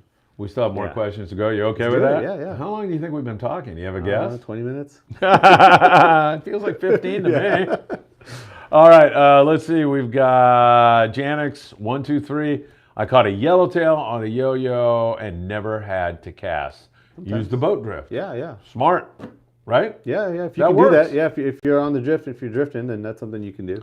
Chris Martinez says, "Hi, Chris. Good to see you. Great question." Steve Nias, or Nias, or Steve says, "What's your preferred reel for surface iron?" Trinidad 20. It is. Yeah. I just think it fits in my hand, but there's so many good reels. Yeah. Like I said, Is that a personal thing because it fits in your hand, or do you think that's true for most people? I think it's true for most people. Also, too, I think over the years, I get a lot of guys that think a narrow reel is a jigging reel. And sometimes in some categories of some products, they'll call a narrow reel a jigging reel. So they're like, oh, it's just for throwing jigs. You know? But my belief, in this whole thing is even a wider reel would be better. But sometimes it's hard when you're winding you line back and forth onto the reel. Right. To go too wide. And so you want to go almost as wide as you can handle. And the theory behind that, not my theory, I read it somewhere, but when you're casting and you wind the jig back in, you're only going to see it when it's 20 feet from the boat. Yeah. You're not going to see it when it's 50 yards away. Right. Because you can't see that far. So when it's next to the boat is when you're going to be able to really judge the speed of a good swimming jig. Yeah. Speed up or slow down. Right. So when you make a good long cast, when you get good at it and you make a good long cast, well, the line's going to go down on your reel. You know, however much line you have on your reel, right? Yeah. Line's out of your reel. Right. So now you're trying to judge that speed when the spool is down, and your speed is not going to be the same as when it's next to the boat. Right. So if you're going 18 RPM, I don't know what the exact speed is, but call it 18 RPM, and your spool is this big, well, it's only picking up half as much line as if the spool is that big when it's full.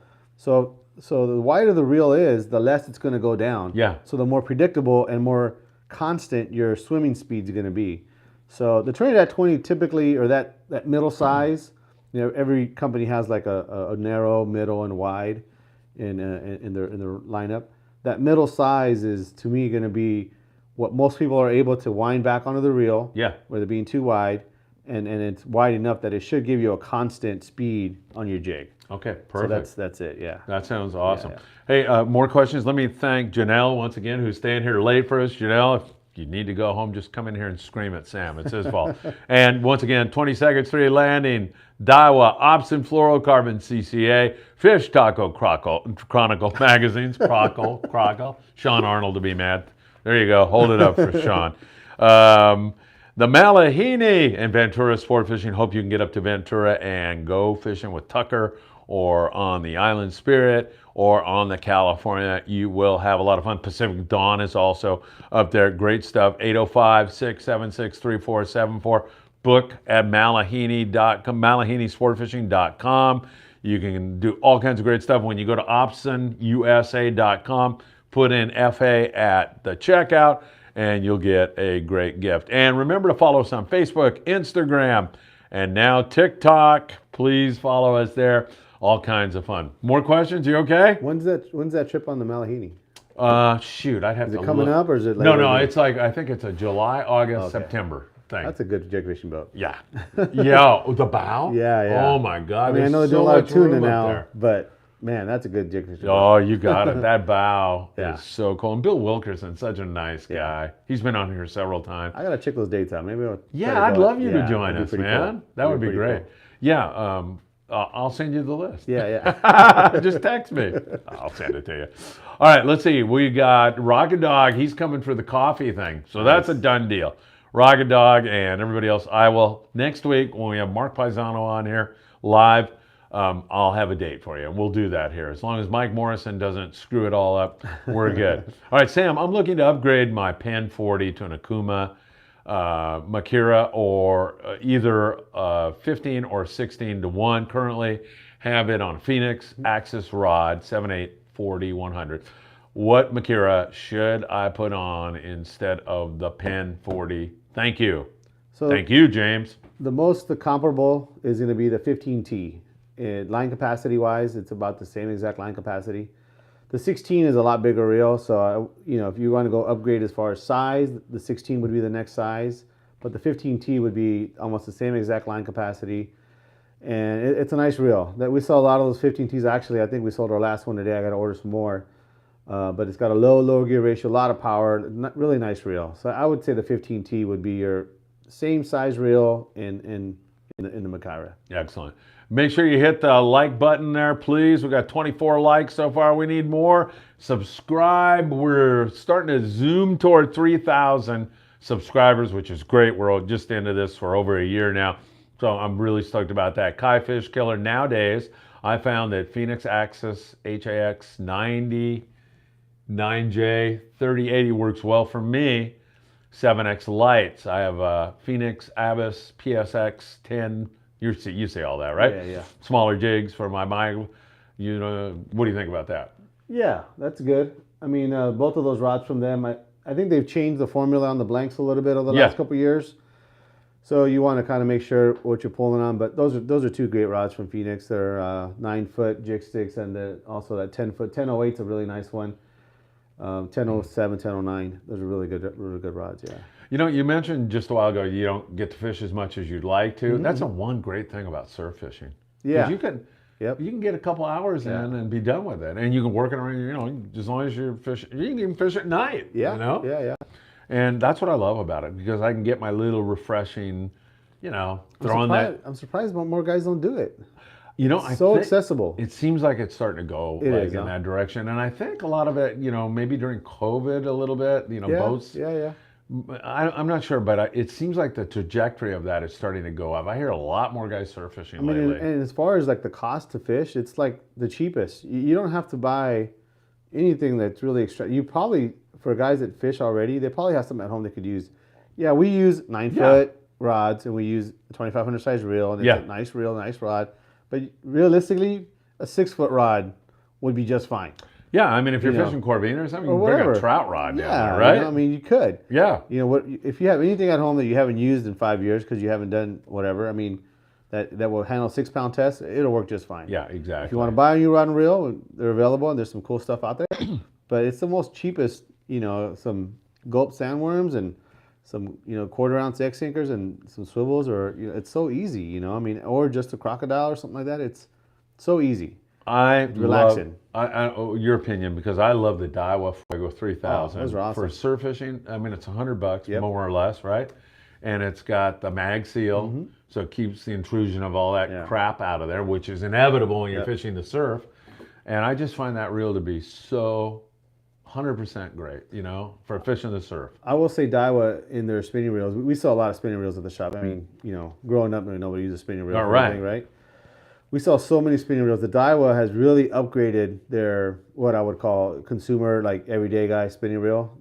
Everything that they have that's less than $300 is like a really good reel. Yeah. I would say that same reel 10 years ago would have cost you $500. Yeah. For the same reel. Yeah. So yeah, Daiwa's done a really good job with all of their, all of the reels are great, but they've upgraded all of their lower end reels, or mid-range reels you would call them, to almost pretty dang close to like $500 reel. I know. Super nice reels. Pretty amazing, huh? Yeah, all that. All right, let's see. We've got Christopher Martinez, practice at the lake, like me. So Chris does that all the time. Chris, thanks for chiming in. I've always brought my fresh setups to the park to see where the sweet spots are with the rod and the pound test it likes to cast. Great stuff, right? Christopher's absolutely 100% right. And that's what you were suggesting, right? Go to the lake and work it out. And sometimes, too, don't concentrate so much on distance. I mean, we all want to make a bomb cast and cast for the next guy next to you. Not always the most important thing. Exactly. Yeah. Richard Vargas, what's your opinion of rain shadow blanks? Well, not talk about an up-and-coming company. Really? Yeah. These guys, we sell a lot of their products in the shop. A lot. The rod world here lately in the last couple of years, supply chain and everything like that. Yeah, it's been just tough, right? Tough to get stuff. Rain Shadow, they only sell blanks. They don't sell rods. And we carry their stuff, and they always have it in stock. It's an overseas made blank. They're coming out of Washington. The company's out of Washington. But they've done a great job of coming out with a lot of great models that are very Southern California specific. They have like 10,000 blanks in their catalog or whatever, fly fishing stuff or whatever. But in the stuff that pertains to us, they have a pretty damn good selection. It's reasonably priced, and it's available. That's the main thing. We go through, everyone's looking for a specific blank, and I order it, and it just takes forever to get here. Yeah.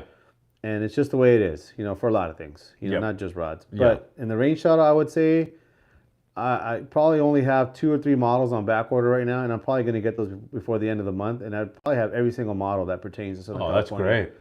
I mean, if somebody lost all their rods tomorrow, I can build them a whole set of rods to go from an overnight to a 15-day trip with all Rain Shadow blanks, and we have them all in stock. Wow, that's great. And you can't say that about all the different brands. And you're sold at their quality product. Yeah, we've pulled on them. We've sold. I mean, I would say in the last 5 years, we've been carrying them for about 5 years.